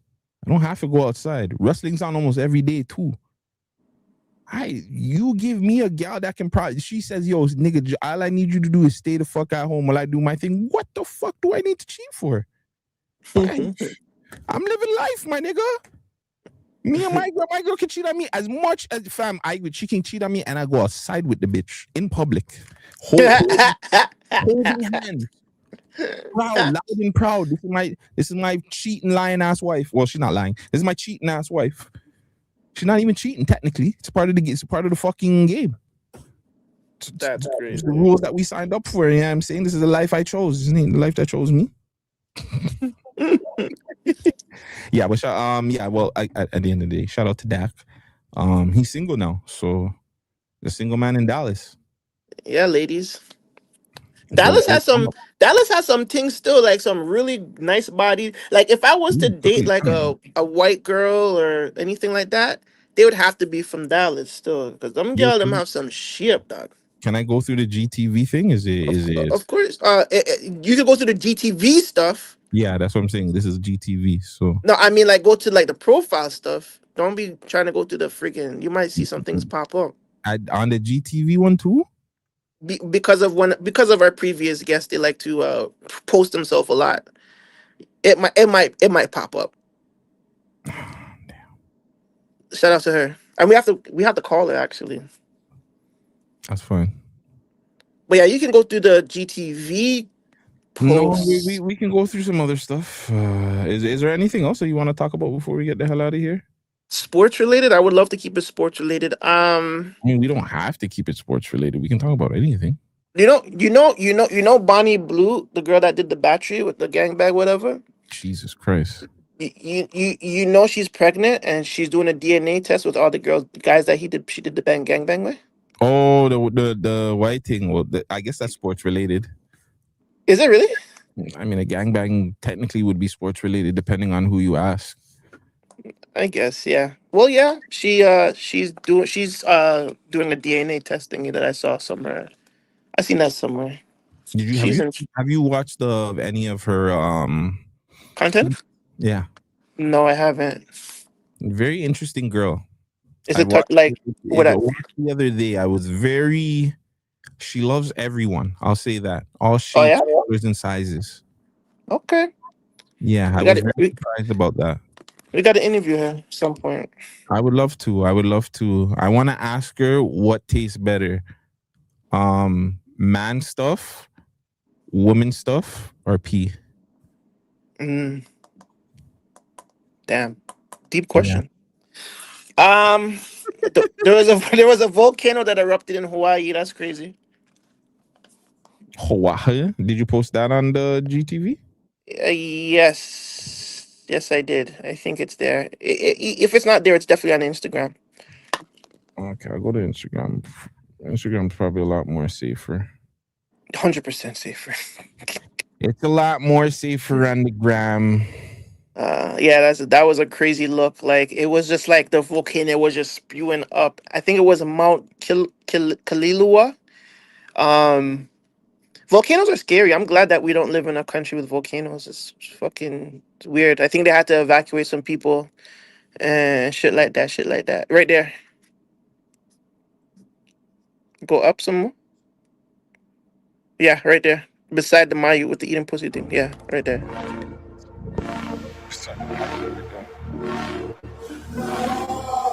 always gotta have some dark music with it. That was an accident. You know, TikTok always puts their own fucking music in it sometimes.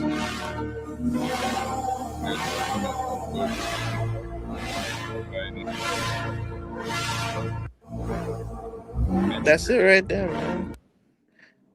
And it erupted again. So this is like the second time it erupted, I guess. That's crazy. Shout out to Cloud Studios. That's coming out tonight. Oh, okay. Really quick. Do you think that Canada would be able to survive like a natural disaster? Fuck.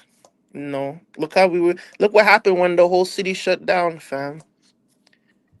I don't know where you was. The blackout? Yeah. I was I met my third baby mother on the blackout. Jeez. I went to go check her. Locked in lips, and it was it. So you went to go check the thing during the blackout? Like did the blackout happen before? Like was it planned or?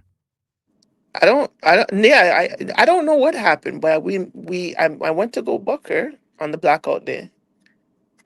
A man said, I went to book her. I bet you can't do what he did. Stop hating and participate. Well, unfortunately, I can't participate in the NBA, so I have to hate. There's no hate too. Like we just don't. We said asterisks, my nigga. You just got. But there's no hate. The game is the game, right? There's an asterisk. Fuck it. There's asterisks all the time, bro. When niggas steal signs and when the Astros stole signs and won the World Series, that's a fucking asterisk. And when the Lakers won in the bubble, that's a fucking asterisk. Any team that wins on a lockout, a shortened season, is a fucking asterisk. It's fine. We can have asterisks, brother. Jesus, man. Anyways. Well, you know he's a Miami fan. He's a LeBron Miami fan. Fuck, he's a Spoelstra fan. He probably anywhere a Spoelstra goes. Spoelstra never left Miami, fam. He's a Spoelstra fan. That's where he started. Started from the bottom. Now he's here. He started looking at video. Now he's keeping niggas in the game so they can break Kobe's record.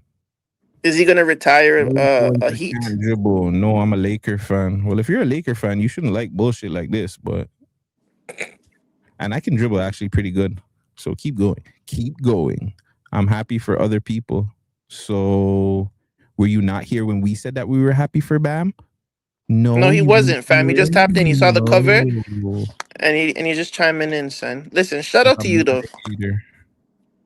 Well, that's fine. I am. So what?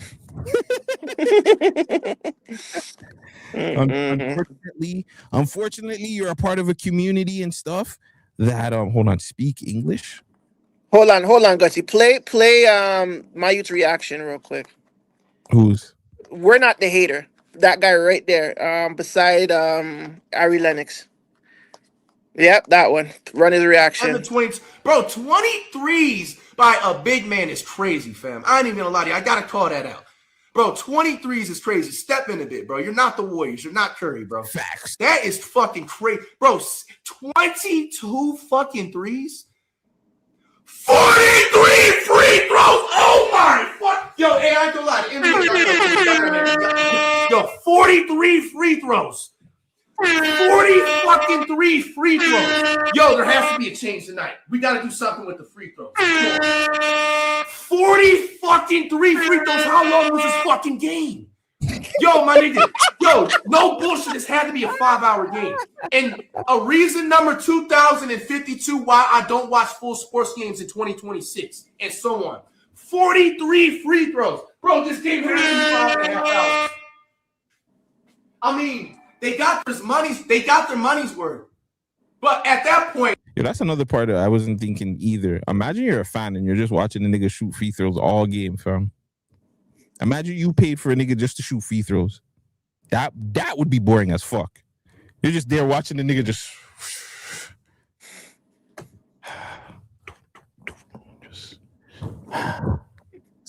yeah.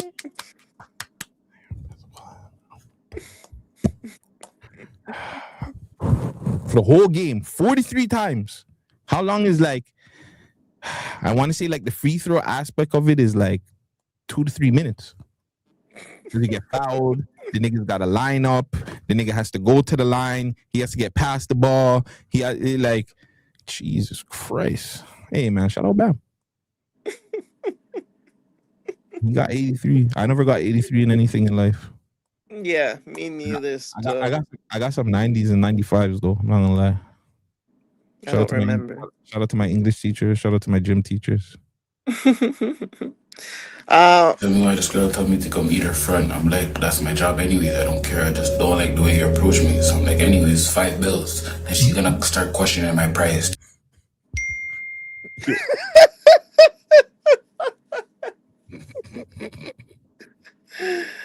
Holy fuck. Funny because you know he's a Toronto man. I sent you this video, right? Yes. Okay. It's just funny because you know he's a Toronto man. Tell me why this girl told me to come eat her front. I'm like, that's my job anyways. I don't care. I just don't like the way you approach me. So I'm like, anyways, $5. And she's gonna start questioning my price. Talk about 500 for what? Are you fucking stupid? Like, if you want cheap mount, go pay for cheap mount. You see this? It's not cheap and it's not free. $5 and up for my service and my time. What do you guys think this is? You just say I'm just what? You think this look like a $30 mount to you? Get on my face. That's the one that got me. Does this look like a what? $30 amount to you? Yo, that's hilarious. Does this look like a $30 mouth to you? Holy fuzz, bro. So if a girl approaches you, what's your price that you're throwing at her? What does she want? For the same thing. Oh, $500 is definitely suffice though. I don't mind $500.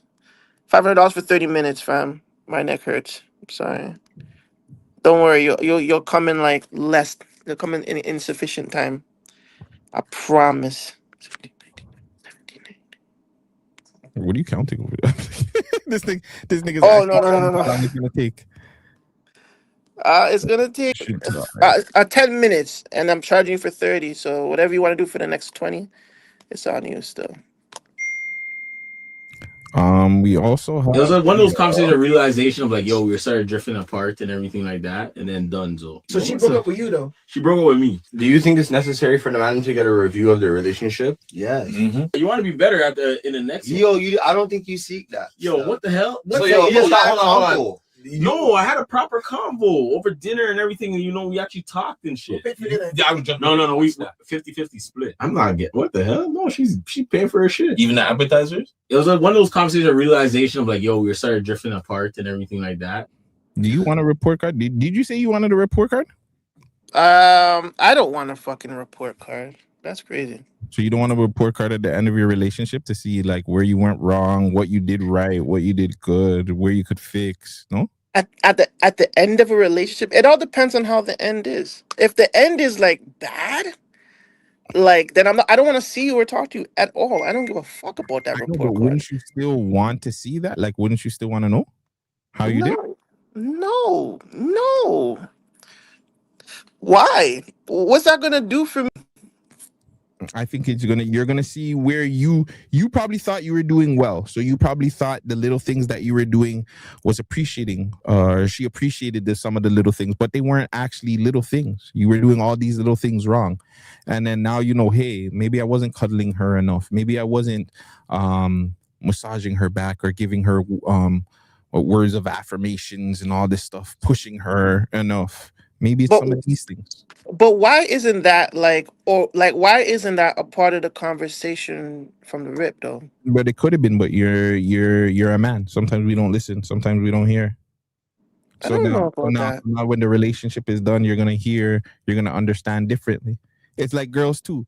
Girls always think, oh my God, this guy doesn't love me. Da da da da da. And then they go see if the grass is greener, and then you know how that goes. Yeah, but I feel like if there's any then that's a communication issue, and that needs to be settled during the relationship, not after the fact. You know what I mean? Like I don't like I'm saying a report card, bro. Like where did I went wrong? And then like what happens if they want to fix it at the end of the day? Like if it's gone, it's gone. If it's done, it's done. Whoa. We didn't talk about fixing. We're just talking about sit down, have dinner, and let's see what happened here. Like what was the issue? No, that's different. What Leo was saying was totally different. He is on a mod thing. I'm just saying we sit down, or you get a report card, like an actual envelope with a report card in it on how you did. This relationship was an A. This relationship was a B. You did a good job. I would like one of those. Oh, we gotta add Vegas to the studio. Yeah, I was saying I wouldn't mind a report card. Nah, I'm good still. I don't want to. I wouldn't mind knowing, like, yo, okay, proper. I was able to put it down. I was able to, the dates were amazing. The dates were the highlights of the relationship. The cooking was trash. What you know what I'm saying? Like, it's just you know where you can improve on. You might think that you're good, and then you're like, oh, okay, I wasn't doing that great there. I'm good. Not having it. Nah. I think that's too much, fam. Like, I'm not gonna sit there. Like, I don't mind like after relationship check-in. You know what I would do? Actually, any one of my exes want to come on a face-to-face and just talk about our past relationship after everything is done, and we're after like one partner, two partners after, we could sit there and we could reflect on what happened. We could do that, but not after the breakup, fam. Like, because I don't even know how that's going to work. 9 times out of 10, I'm the one that hurt you. So I don't want to hear you tell me how much I cheated on you, or how much, Dale, you cheated on me so much times. Where were you that night when, or why didn't you do this for me? You never brought me no flowers, and you don't buy me shit. And I don't want to hear none of that shit, because I know I never did that shit. So what are you going to give me F's on my report card, bro? Like, yeah. And what do you want me to tell you? What do you want me to tell you? My nigga, it's not about you telling her anything. You're just getting the report. So it's about her telling me. No, it's about you telling each other. So you wouldn't even want to give a girl, one of your exes, or when you broke up, a report card on how she did on the relationship?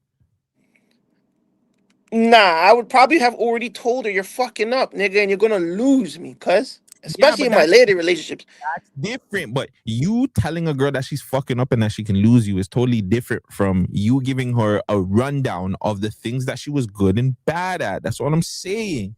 So that she can be better. So she could be better in her next relationship. Yes. Don't you want people to be better? You don't want people to be better? Go in with that same BS that you was with me, so you can lose that relationship too.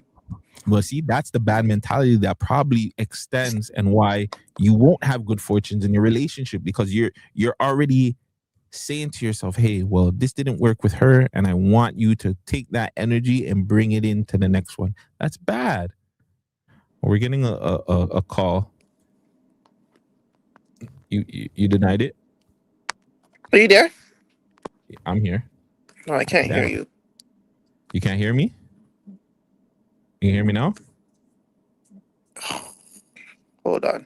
You can hear me now? You can hear me now? You can hear me now? Oh, let's see if I do this. You can hear me now? You can't hear me? He said 1 second, 1 second. What about you? If there's anybody in here, you guys taking report cards from your exes? Your relationship is done. Are you guys gonna take a report card? Talk about how you did? Yes. Yeah, Drip Room called and was just fucked up the whole thing. Yeah, I figured. Well, you saw it too. He wants to No, talk about love. He wants to talk about loving the six. Go talk to him later though. Shout out to Drip Room. You know what I'm saying? Shout out to Drip what's Room, bro. never mind. Yeah, Shout out to everybody that's doing shows. There's a bunch of shows being out there right now. There's a bunch of tours, concerts. I know Casper's going on. Well, Casper's performing in Toronto. LTL's performing. I think I seen Double M.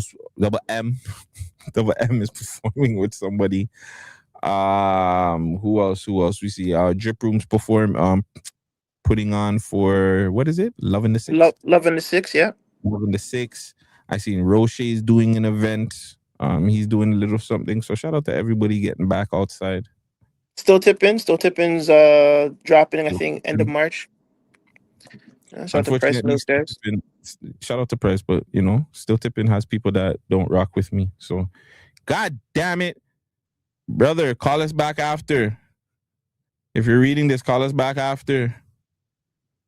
Man, cropped out the thing again. Still shout them out though. No, yeah, you're right. Shout them out. You can hear me? It don't. I can hear you now. Like just calling again. I don't mind. Like, listen. At the end of the day, man, it's all love, bro. We're not haters. You know what I'm saying? We're not haters. So. Yeah, but we're not haters. But don't think that you can come diss me and not whatever, or try and diss me and my dog. You know, they're gonna do what they're gonna do, right? So it is what it is, man. It doesn't make it right though, and it doesn't make it. Of course not. Of course not. We don't always have to be the bigger person. I'm really sick of being the bigger person. I know. I can feel it. I feel it in the air. Yeah, I think I'm gonna lash out very, very soon. Just smoke first, and then think about it. As I said, I think that's before you start lash out, smoke first, nigga. Rosa. Oh, yo. So I don't know if we should discuss it on the pod. I was watching a breakdown. Someone, shout out to this guy. I think it's like top 5 T-Roy or something. I subscribe to him. You guys should look for him and subscribe to him too. He was breaking down the Carter 3 album. And the Carter 3, to some people, is a classic album from Lil Wayne. That's Lil Wayne's classic. Mm-hmm. He broke it down and said, this album is super duper trash, fam. The first 5 tracks is okay. The last joints were trash. He said, yo, at the end of the day, people were okay with Wayne being mediocre. And it obviously, you know what I'm saying? Like, it's of the moment. But if you go back to that album, there is, fam, literally 40% of that album is skippable. That album is not. It's not a classic album. Did you go back and listen to it? He played it on his live track for track, and he was like, "Yo, come on, brother. This is basura, bro. Like, it is not good, fam." He said, get money, obviously. He said Millie's trash, but because it's a vibe, okay, cool, whatever. He'll allow it. Fucking the one with Miss Considered trash. Huh? What does he consider trash? So basically, if like he was just like, yeah, Weezy was just rambling, fam, not making sense on none of his records. And honestly, he made such a great point, and he's right. Lil Wayne's bars back then didn't really hit like how we thought it really hit. The man has a bar like, my suit's something about a chicken and my fitted's cocked. Something about a chicken and my semi's cocked. Like, it's like, nigga, like, what? Like, what are you talking about? Yeah, his shit's trash. And I definitely agree with him. The only thing I didn't agree with him was the song with Fabulous and Jewels. He said that was a trash beat, but nah, that was definitely one of Alchemist's sickest beats. Everything else though, thing was blessed. Yeah, he said Lollipop was a banger. Let's go through it. 3P. I don't remember how that goes. It's the intro. Mr. Carter. That's that song, right? That's that That song, right? we could keep that for the culture. We can keep that for the culture. Because that song sucks. I don't like that song. I like See? I like the others one better. Hello Brooklyn, how you doing? Where you going? So I come too. But that's on Jay-Z. Amelie. It did what it A did. millionaire, tighter than Nigerian hair.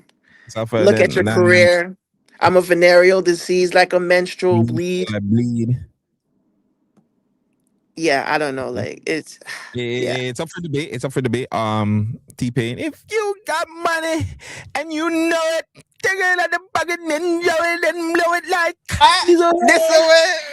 That banger though. Banger. Wow, Kanye did Comfortable?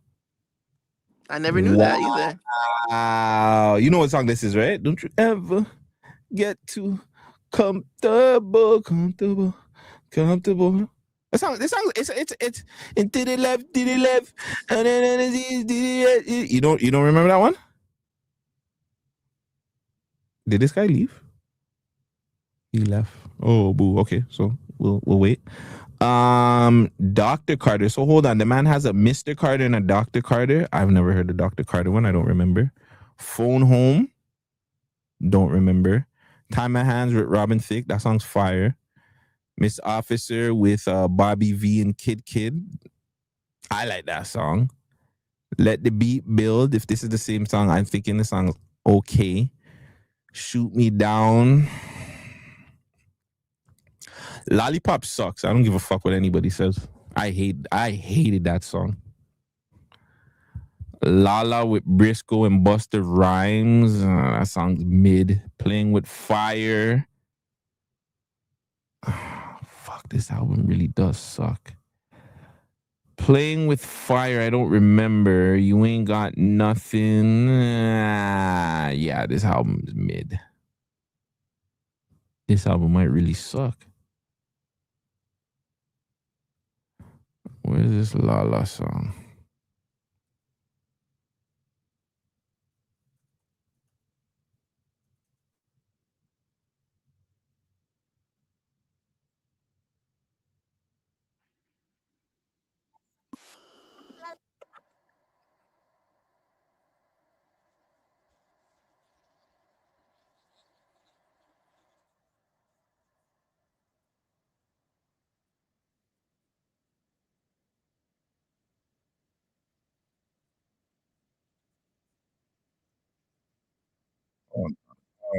Hold on. Let me pull this up. Comedy, nigga like parody, but I ain't telling jokes. Apparently, yeah, my daughter be the twinkle of my eye. You heard her, you kill me, you nigga, I ain't about to die. See, y'all are acting around, and my daughter is my sky. I smile, look in her face, and I just wanna break out and fly. 4 tears in my face, and you ain't never heard me cry. I'm richer than all y'all, I got a bank full of pride. Hold on. What's on the Carter 2? What's on the Cat 2? I think the Carter 2 might be better. Carter 2.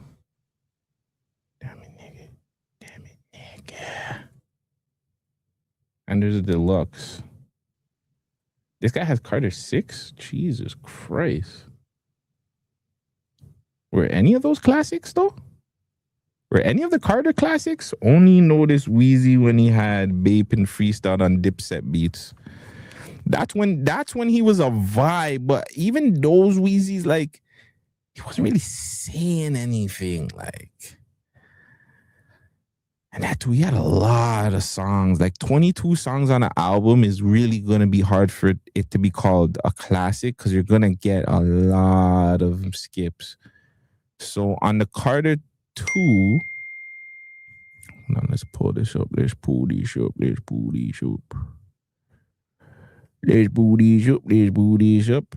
Gracias Fundamentalist. What the hell going on? I guess I'll be back. What? He's having technical difficulties. I thought we were talking about Bam Adebayo's 83 points. Oh, you missed it, bro. We've been talking about Bam Adebayo, blah, blah, blah, Bam's 83. We're talking about it for almost an hour. What would you like to import about Bam's 83? But this is the Carter 2. We have the Mob. We have Flying. We have Money on My Mind. We have the Fireman. Then we got Mo Fire. We got On the Block. We got the best rapper alive. We got Locked and Loaded with Corrupt. We got Oh No, Grown Man with Currency. On the Block 2. We got Hit 'Em Up, Carter 2, Hustler Music. It's that motherfucker Hustler Music. We got Receipts. We got Shooter. Yeah, at this point, the album should have been done. Then you got Wheezy Baby. You got On the Block 3. I'm a Deep Boy featuring Birdman. Feel Me. Get Over. Fly Out. Way too many friggin' songs.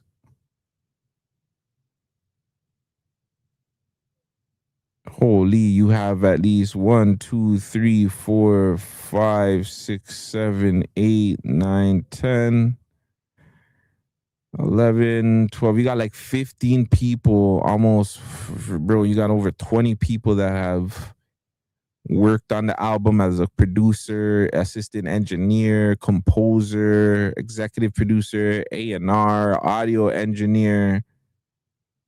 Yeah, that's too much. Yeah, that album's not a classic either. Dedication to all of his Squad Up tapes, No Ceiling, etc. I think some of the dedications might be classics for Wayne. I would put maybe a 1, 2 of them. Is 50 the better mixtape rapper? Well, Vegas was thinking so. Vegas said that he prefers 50 mixtape wise. I think 50 is just okay. Like, he's a great rap. I think 50 is a moment rapper. I think In the Moment, Get Rich or Die Trying was one of the greatest albums of all times, and that's where it ends. The Massacre was a great album. I prefer the Massacre songs over Get Rich or Die Trying's album songs, but everybody prefers Get Rich or Die Trying, and that's where it ends. I don't think people go crazy for the Massacre songs. They don't go crazy for anything that was on Curtis. It was just Get Rich or Die Trying was a moment in life for people. And yeah, I don't think people will ever get away from that moment. They just live in the moment.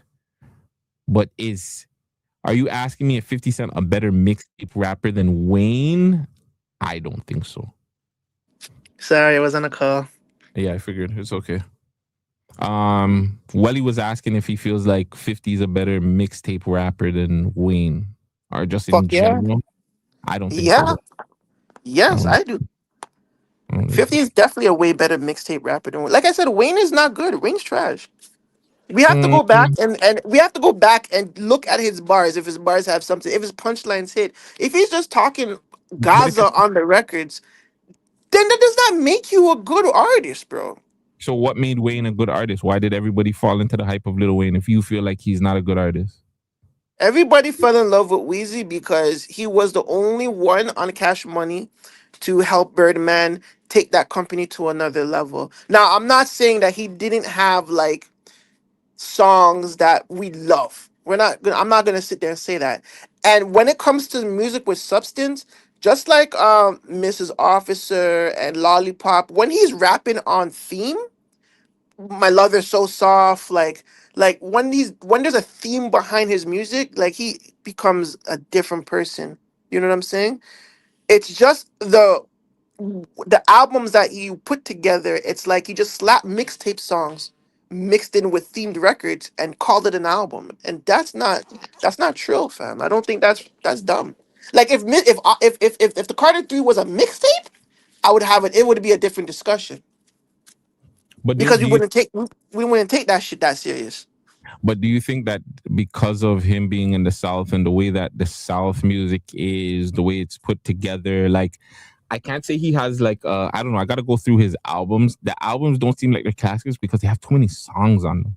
But that was the South back in the day. Like they would always have like over 20 songs. But I don't want to take that away from the artist. Like I can't take away. I'm not gonna sit here and say Wayne is the worst rapper because now all of a sudden we want to act like he didn't have substance. We knew he didn't have substance. This nigga talked about call me once the drugs are done. I feel like I'm dying. You told me that. You're telling me that rapper has substance? But even that record in particular had a theme behind it. But I feel like dying, and he's rapping about feeling like dying because the drugs are done. Yeah, but He's not going out spewing like, I stand stiff like the chair, something like bald like Nair. That's not substance though. Like you're saying, what you're saying is the theme of it. Yes, you're a themed rapper. So if you give me something to rap about on a theme type shit, I can rap. I can do that. But now if you're doing something like, if you're making sense of it, kind of thing. Like you're trying to say it doesn't make sense. And I don't feel like we're supposed to be like, okay, Wayne is the guy that's going to be making sense or whatever. He's just going to give us some fun bars. He's just going to give us fun bars that are just like, or a punchline here and there that's going to be like, oh, that was cute. Okay, so what list would you put Wayne is? Because he's not, what's going on? Because he's not a MC. He's not an MC. Rap entertainer, you could put him in a list like that. Yeah, he's a pop rap. He's like Uzi before Uzi. Does Uzi have more substance than Wayne?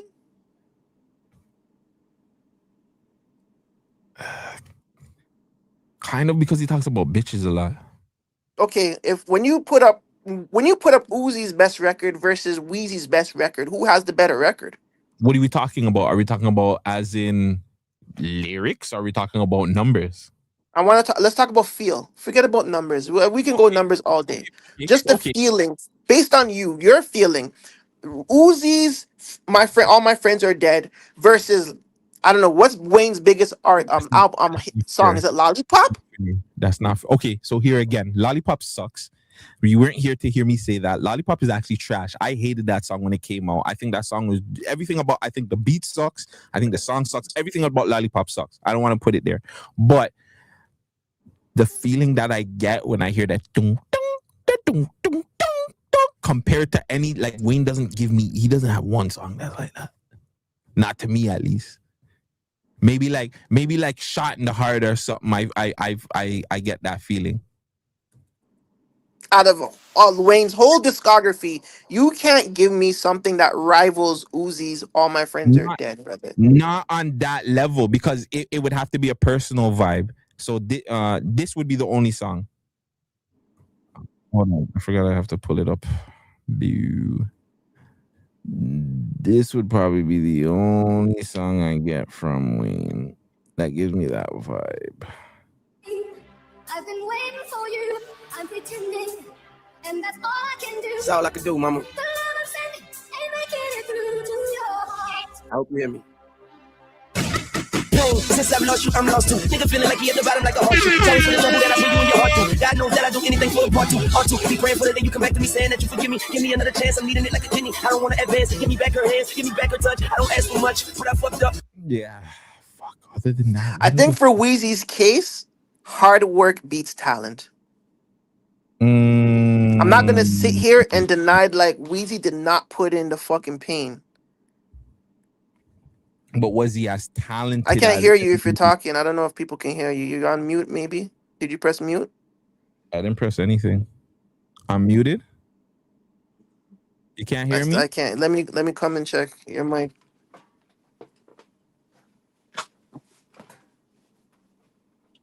If it's just your personal opinion, then what are you really saying? Stand on something factually objective. What is this guy saying? You still can't hear me? I couldn't hear you in the stream. I don't know what happened. You lowered down the mic? No, I didn't touch nothing, nigga. So I wasn't low. I probably did turn that down earlier. Oh. No, I didn't. Oh, see, you can hear me. It's your phone. It's your phone. Devontae Gibson says, if it's just a personal opinion, then what are you really saying? Stand on something factually objective, fam. What are you talking about? What's he talking about?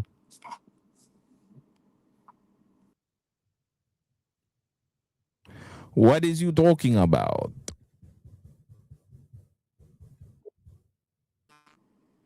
You're taking my shop, B. My There you shop. go. There you go. I'm back. Okay, so yeah, I was saying, I don't know if you guys heard me, but in Wheezy's case, hard work like beats talent still. I'm not saying Wheezy's not talented, all right? I'll be stupid to say that. Wheezy definitely has vibes, but he worked very, very hard when that Cash Money split happened and it was just him alone on that label. He worked absolutely super duper hard, bro. And that got him to a position to feel like he's the best rapper alive. I swear he had a song like that. Probably. Possibly. What's the comment saying? Uzi had social media, ASAP designer brands, cosigns. That's an excuse. That's Lil an Wayne had excuse. beef. Lil Wayne also had designer deals, brands, and all sorts of shit. He had Truck Fit, Bape, fucking. Nigga, He had. for a truck fit. That was bad promo. like, why am I gonna want to suck a dick for a truck fit? Like, see, random bars, bro. Random bars. Yeah, bad promo, Wheezy. But I still think what he's saying. Actually, that has nothing to do with it. I just think that Wheezy had a feeling, like, Uzi had a feeling. Like when you listen to Uzi's music, it's more of a feel. Like, again, I'm not gonna go to Uzi for the bars or anything, right? Hey, yo, listen, it was Wayne that said that shit, not me. Well, I said it, but Wayne's the one that came up with that shit. But yeah, Uzi, when you listen to Uzi, you gotta feel, bro.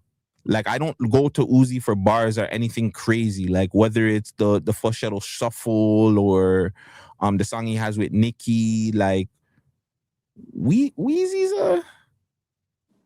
Uzi's a guy when it comes to the vibes, and I think Weezy's the guy that comes to the vibes too. It's just that Uzi's vibes are better, bro. He was not talking to the gal, man. He was talking to everybody.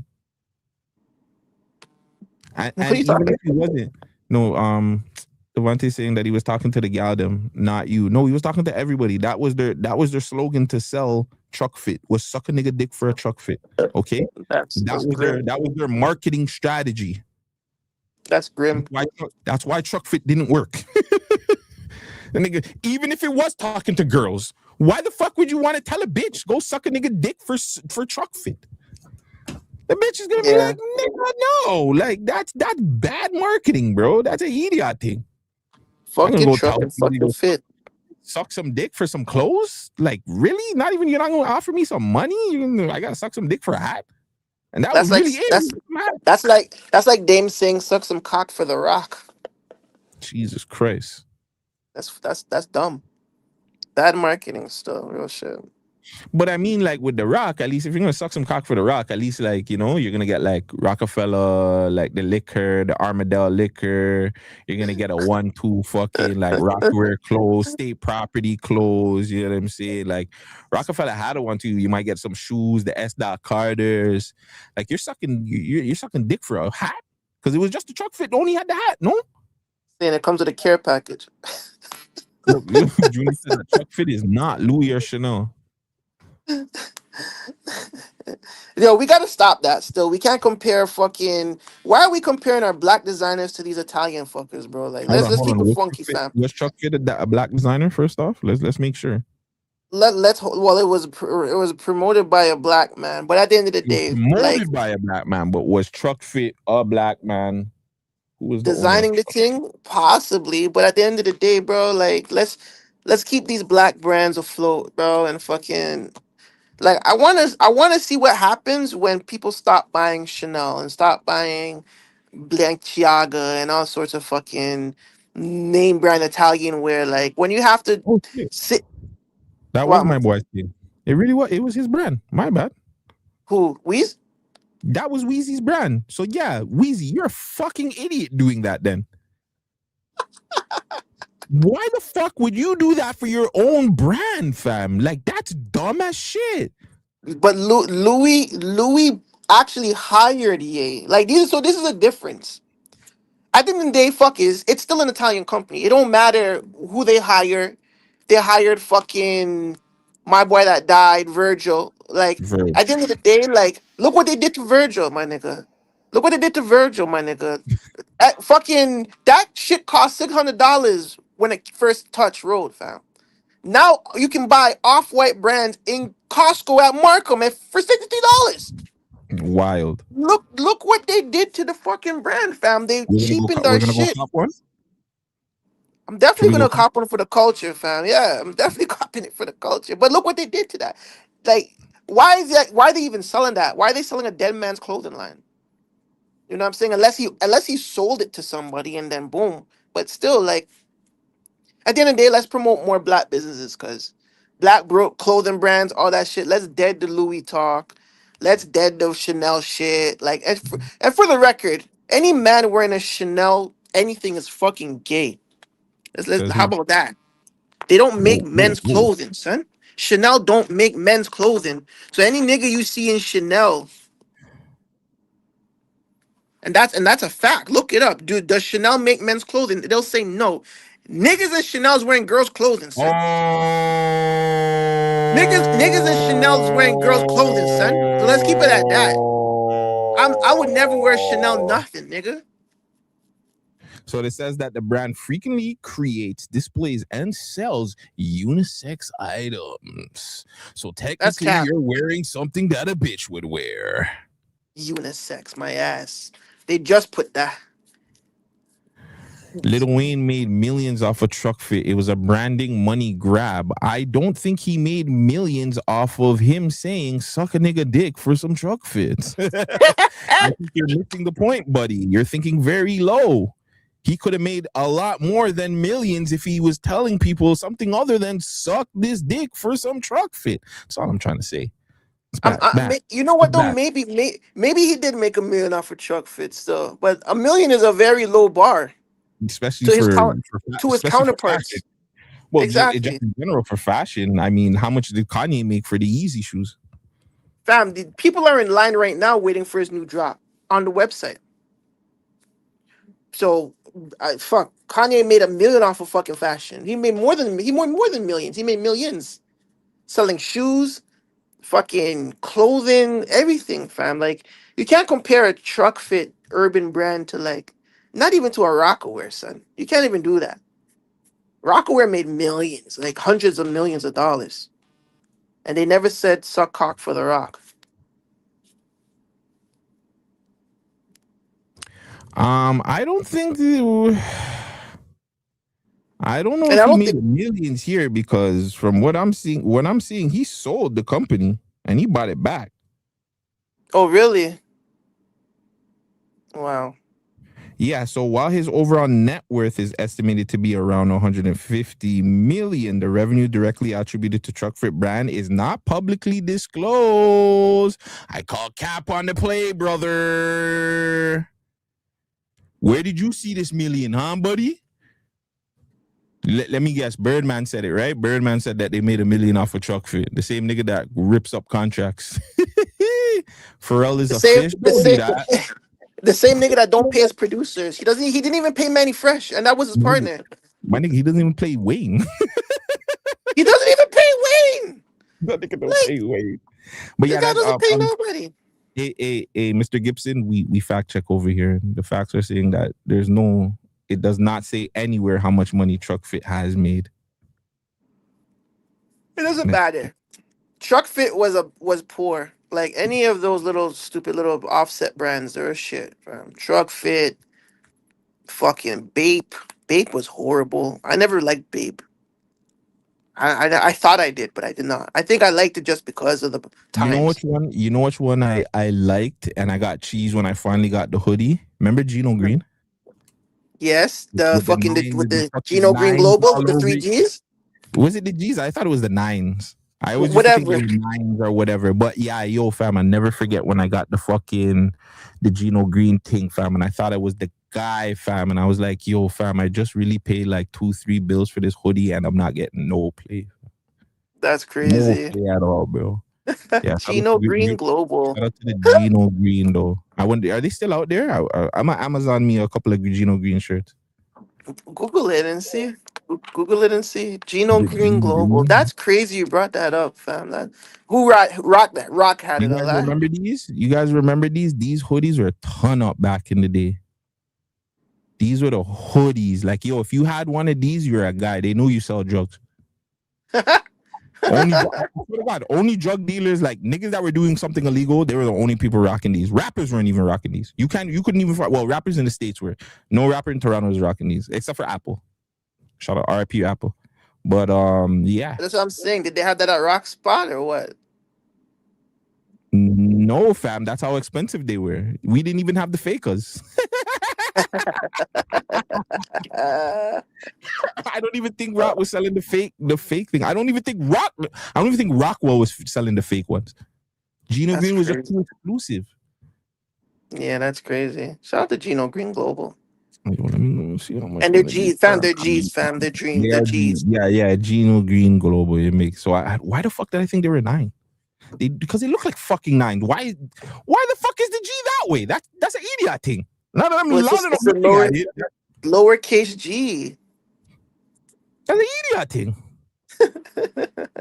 Why don't you have a capital G? Like, why you have a lower? Why you have 3 lowers? We should make a custom and throw them upside down, and that's a 6 now. This guy, we have one of Weezy's super supporters. He said Truckfit inked a multi-million-dollar deal with Mountain Dew called Do Weezy, and that was just one deal.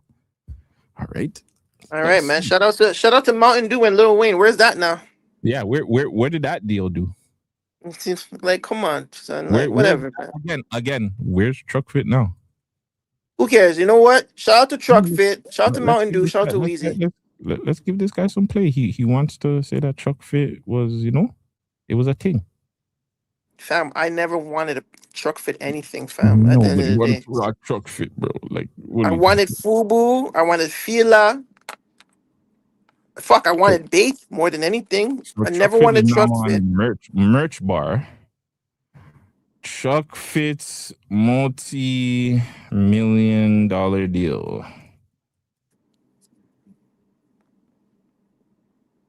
Lil Wayne debuts multi-million-dollar Do Weezy campaign. So this is probably the same time that he ended up selling the company.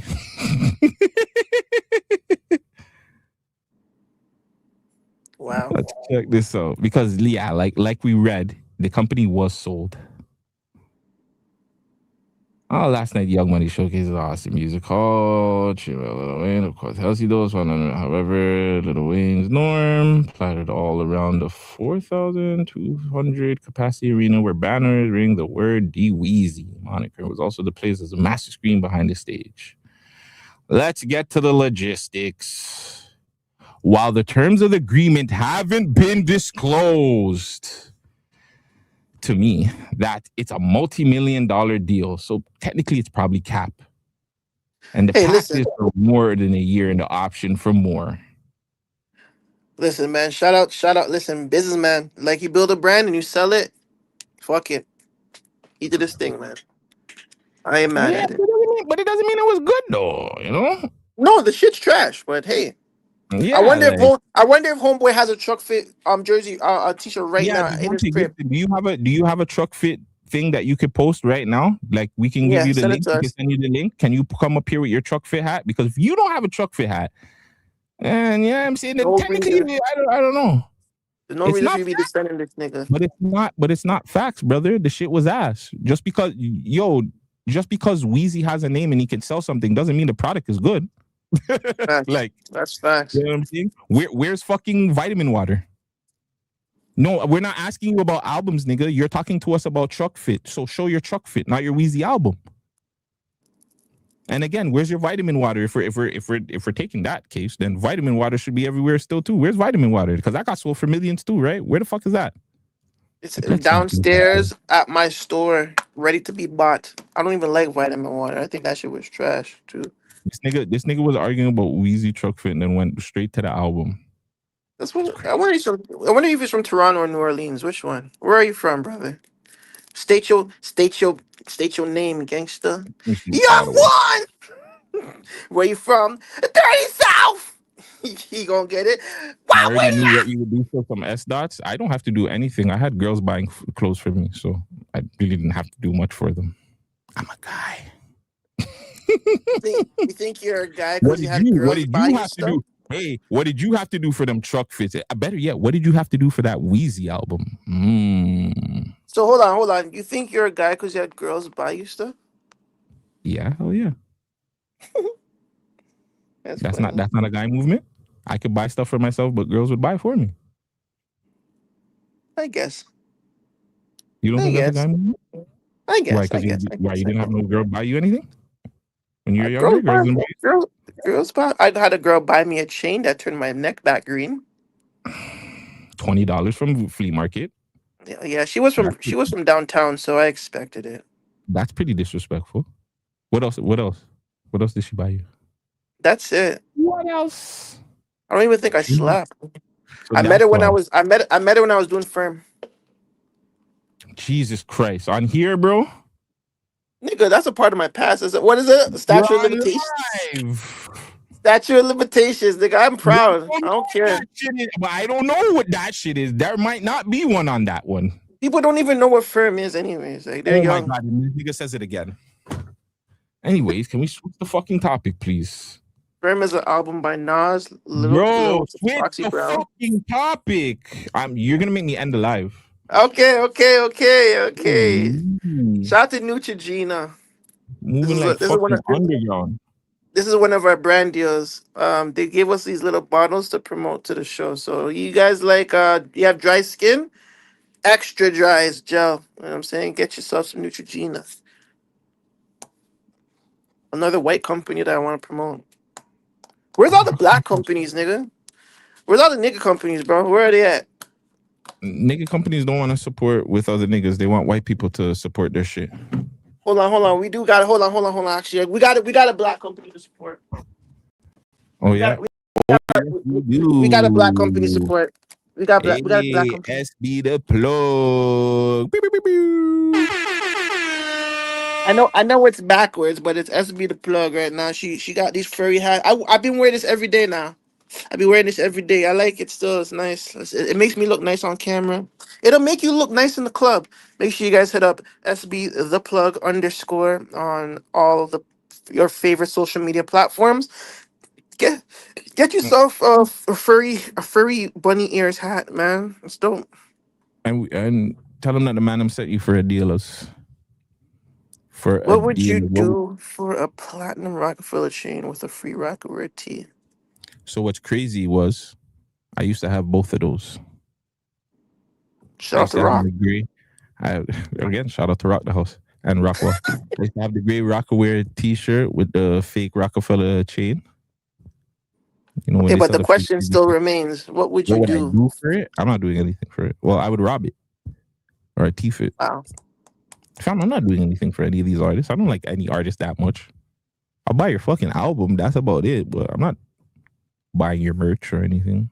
I'm lying. I'll buy your merch. We buy artist merch now. Back in the day, I'm not buying no artist merch. We used to Sunrise. What's the store that used to sell the CDs? Sunrise, right? Yeah. So yeah, we used to teeth out of the Sunrise, man. I stole Streets is Watching from HMV at Fairview Mall.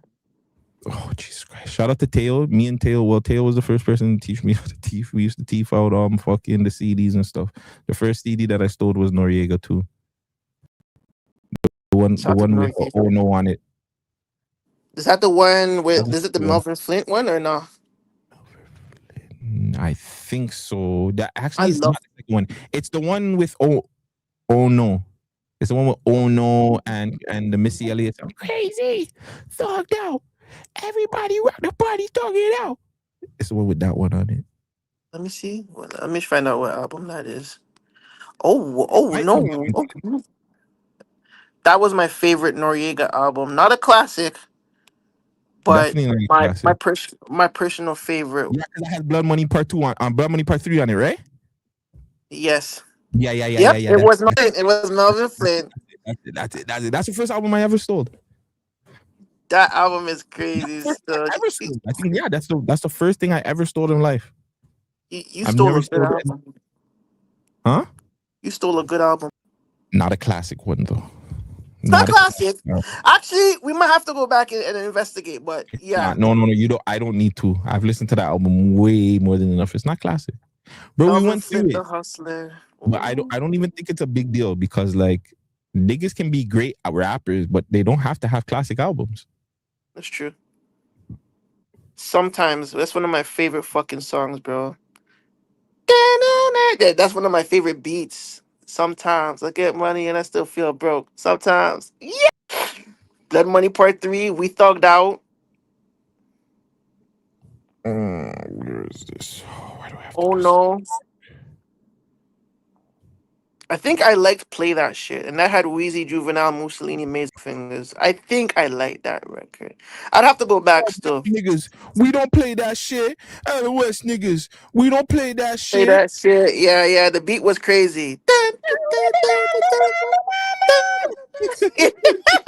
Yo, I do remember. Yo, yeah.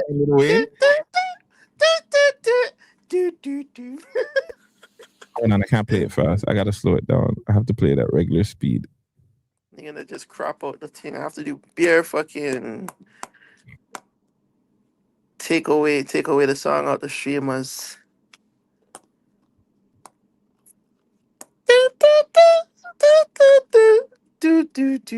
This win was better than when he got to mixtape win. That's a conversation that people don't want to have. Young Cash Money Wayne? Cash Money Wayne was better. The thing was, his flow and his style was so country that Americans didn't fuck with it. So when he switched up and started doing mixtape Wayne, he was more New Yorkanized. Yeah, that's when the mob, fam. When the mob kicked off, that was it, fam. The guy's chest was way too high. Cause I prefer Carter 1 Wheezy still. I shoot ya, leg, head. I don't even actually know if that was on that project. It's Fireman. Fireman Wheezy to me is hard, fam. Like, you know what I mean? Like, that is Carter 1. Look at that. I'm saying, like, yeah, I know my shit. But I love that Wheezy. That's my favorite Wheezy. Like Hot Boy, Cash Money Wheezy still. Old DJ in them, right? Yeah, Mighty Fresh Wheezy. So when you started to do the other shit, not on here actually. So on here is Go DJ. This is the Carter. On the Block, I Miss My Dogs. We Don't. The Heat, Cash Money Millionaires, Bring It Back, Who Wanna Get Down. 20 fucking songs, Wheezy. Earthquake, Ain't That a Bitch. So what songs were you singing again? Fireman was on the second one, I think. Before that, then that would be like 500 Degrees or. Oh yeah, yeah. I think it is 500 Degrees, yo. Not No Ceilings, The Drought. Maybe is it on the first, the Carter? It's the second one. It's the second obviously. Carter. No, because we just looked up the second Carter not too long ago and it wasn't up there. It's on. What album is it now? It's from the Carter 2. Fireman is on the Carter 2. Is it really? Yeah, that Fireman, Hustler Music, and Shooter. All those tracks are on that album. The Mob is on that album. That's what I'm saying. That's like when he. Okay, so Carter 2 was like the inception of mixtape Wheezy, and I don't know why we're still talking about this nigga, bro. But yeah, that Wheezy, best rapper of live, like that was like he was feeling himself. That Wheezy was. That's the Wheezy I love, fam. Then he got it in his head and did Carter 3, and that's when shit got tricky, because we're talking about 2005 Wheezy. Before that was Dedication, I think you're talking about. That was his mixtape. See, that's like that's when he had fucking Gilly on his back, fam. That's when Gilly would start to give him the woomph, like, yo, you're the best. And then he started sounding like the American. Not American, but the New Yorkian. Or the Phillian. We say the Philadelphian. But he didn't sound like he was from Philly, did he? Well, if Gilly was writing his shit, then you know. Because now it makes sense now too. Like I've never really thought about that shit. You have songs like this. Now it makes sense why he did this.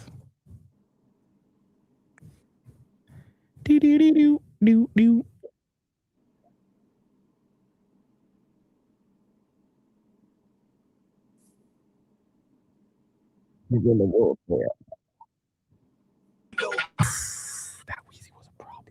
That Weezy was a problem, fam. But he had his gang with him. It's like Smiley. The gang is not around you. Yeah, when the Everything mob is starts not to get around thrown in you, here. yeah, you get too many because like when you have the proper gang, you know what you want to do, you're in it. But then when the gang goes away, you have too many different ears in your fucking head, or too many people in your ears, like yo, do this, do that. Yo, you got this person saying you should rap like this, you got this person saying you should rap like this. Yeah, Weezy, fam. So was Gilly a problem? Should Weezy have never entered that Gilly mode, and should he have stayed with the Hot Boys? Okay, so the thing with that is like Growth. if yes, we need to grow, and Birdman is still running a company, and he needed to kind of like stick to the next best thing.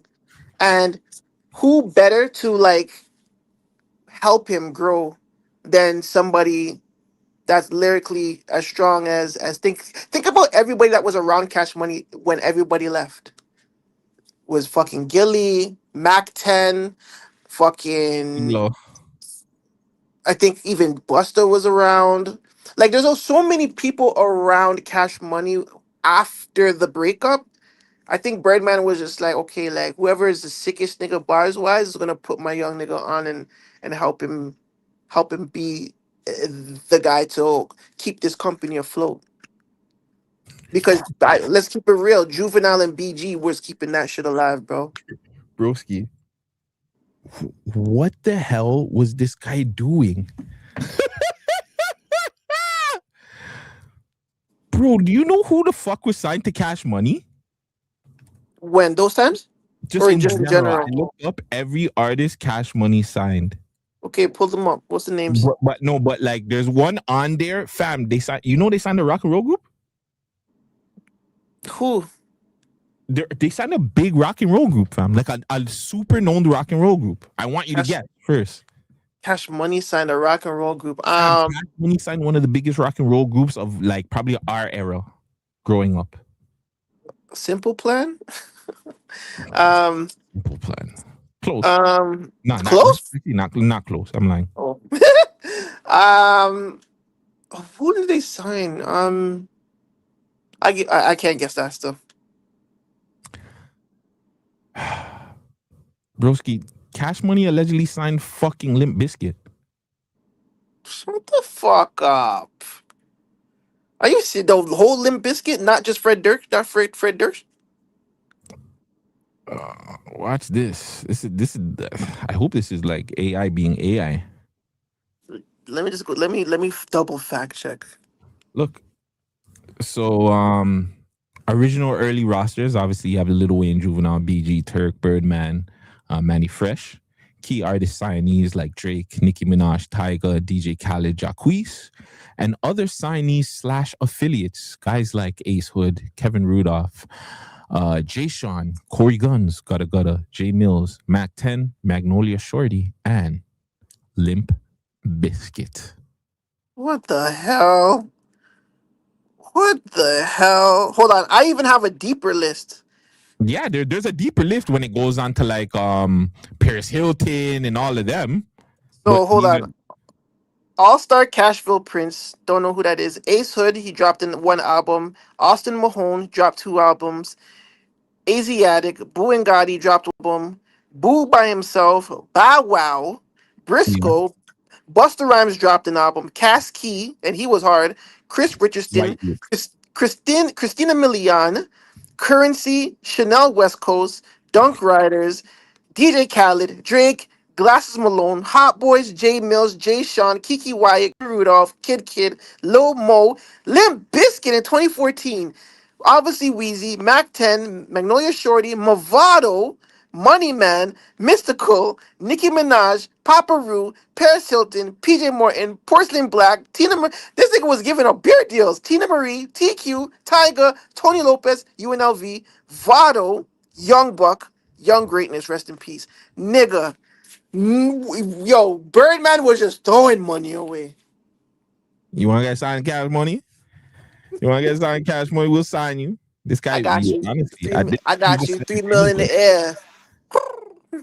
Flashy lifestyle, 100. You know how Yo, play. Money Island. Hold on. Yo, play Birdman's verse on Drake's record, the one where he's talking.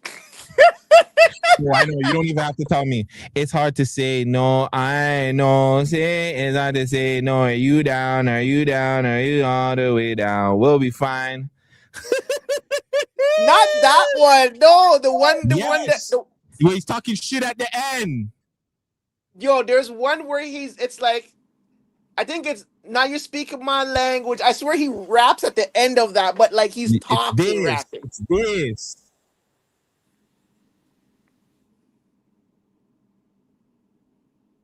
You gotta switch, son. I can't hear it. Oh fuck, my bad. It's this. Set up talking, king on Drizzy.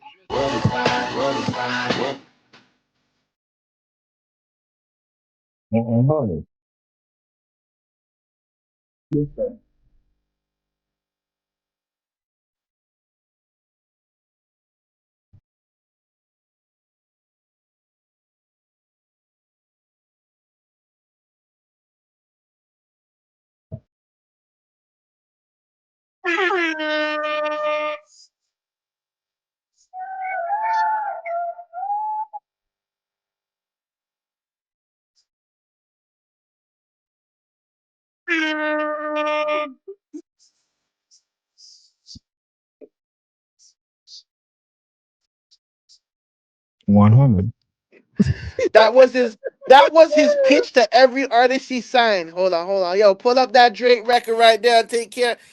And you know Drake's pedigree, so listen to this right here. Yeah, $1 Million Lifestyle. Niggas the business, nigga. Big shine on these niggas the business, nigga. Kill, spray anything in the way, nigga. Fuck. The nigga said kill, spray anything in the way. Not even kill, spray anything in the way. Holy. Yeah, Birdman's a problem, fam. Cash Money is actually a disgusting label, fam, to have that much talent on your roster. To throw it all away, fam. I don't know what. The man was just signing year deals. Like, yeah, like it's like he signed single deals for everybody and just like in his peak. That's what I'm saying. Like once Cash Money broke up, like once the Hot Boys broke up, I felt like he was just like panicking and just taking anybody at this point. Like, you know, when you throw shit on the wall and see what sticks. Yeah, pretty much. I don't even understand that logic. Like, I'm not bringing 10 people to the platform and hoping one of them becomes stars.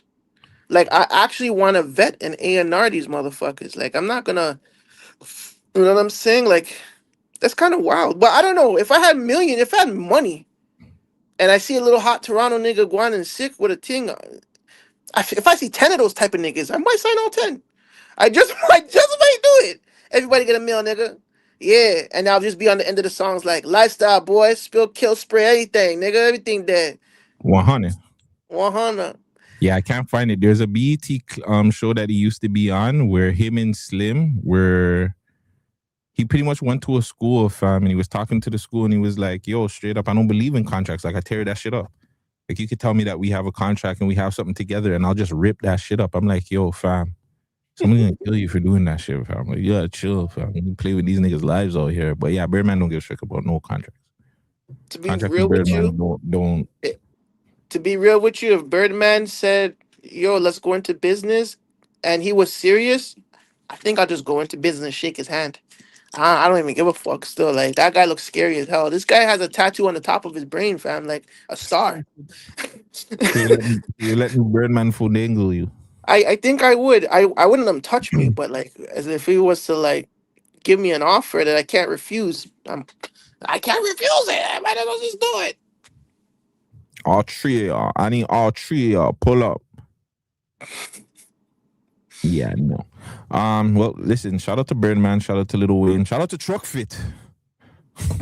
Fuck Truck Fit, nigga. Suck a nigga dick for some Truck Fit. Yeah, Burns. How long have we been on here for?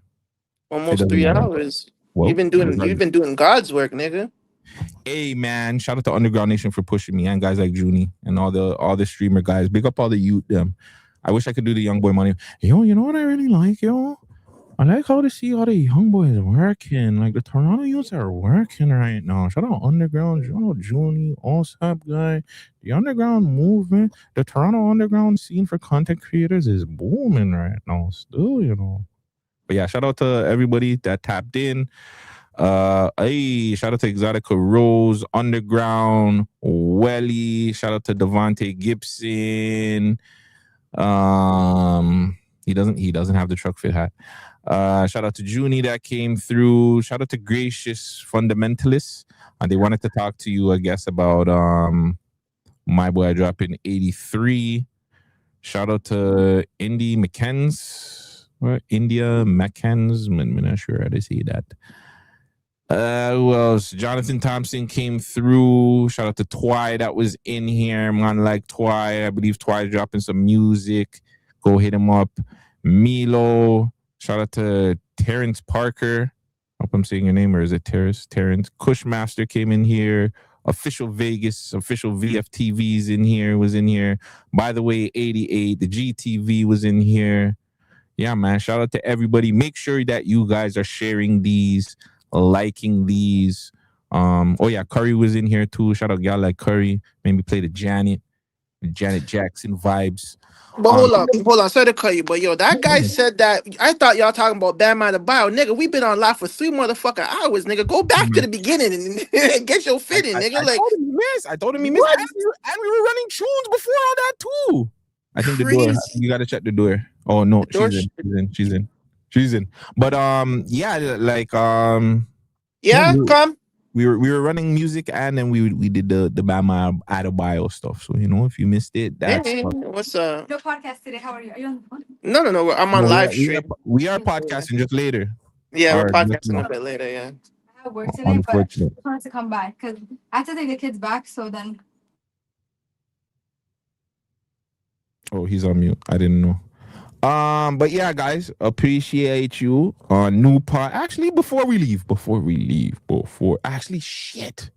Vegas, can I get on YouTube from here? Our YouTube from here? Oh, fuck me, boss. I wanted to show you guys something, but I don't know how because this YouTube is connected to another one. Maybe you guys can't see it after all. Boo.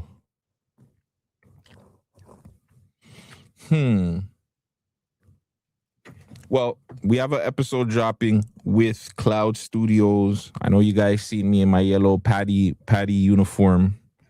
You guys were making fun of me, telling me I look like a patty. But that episode will be premiering tonight in a couple of hours.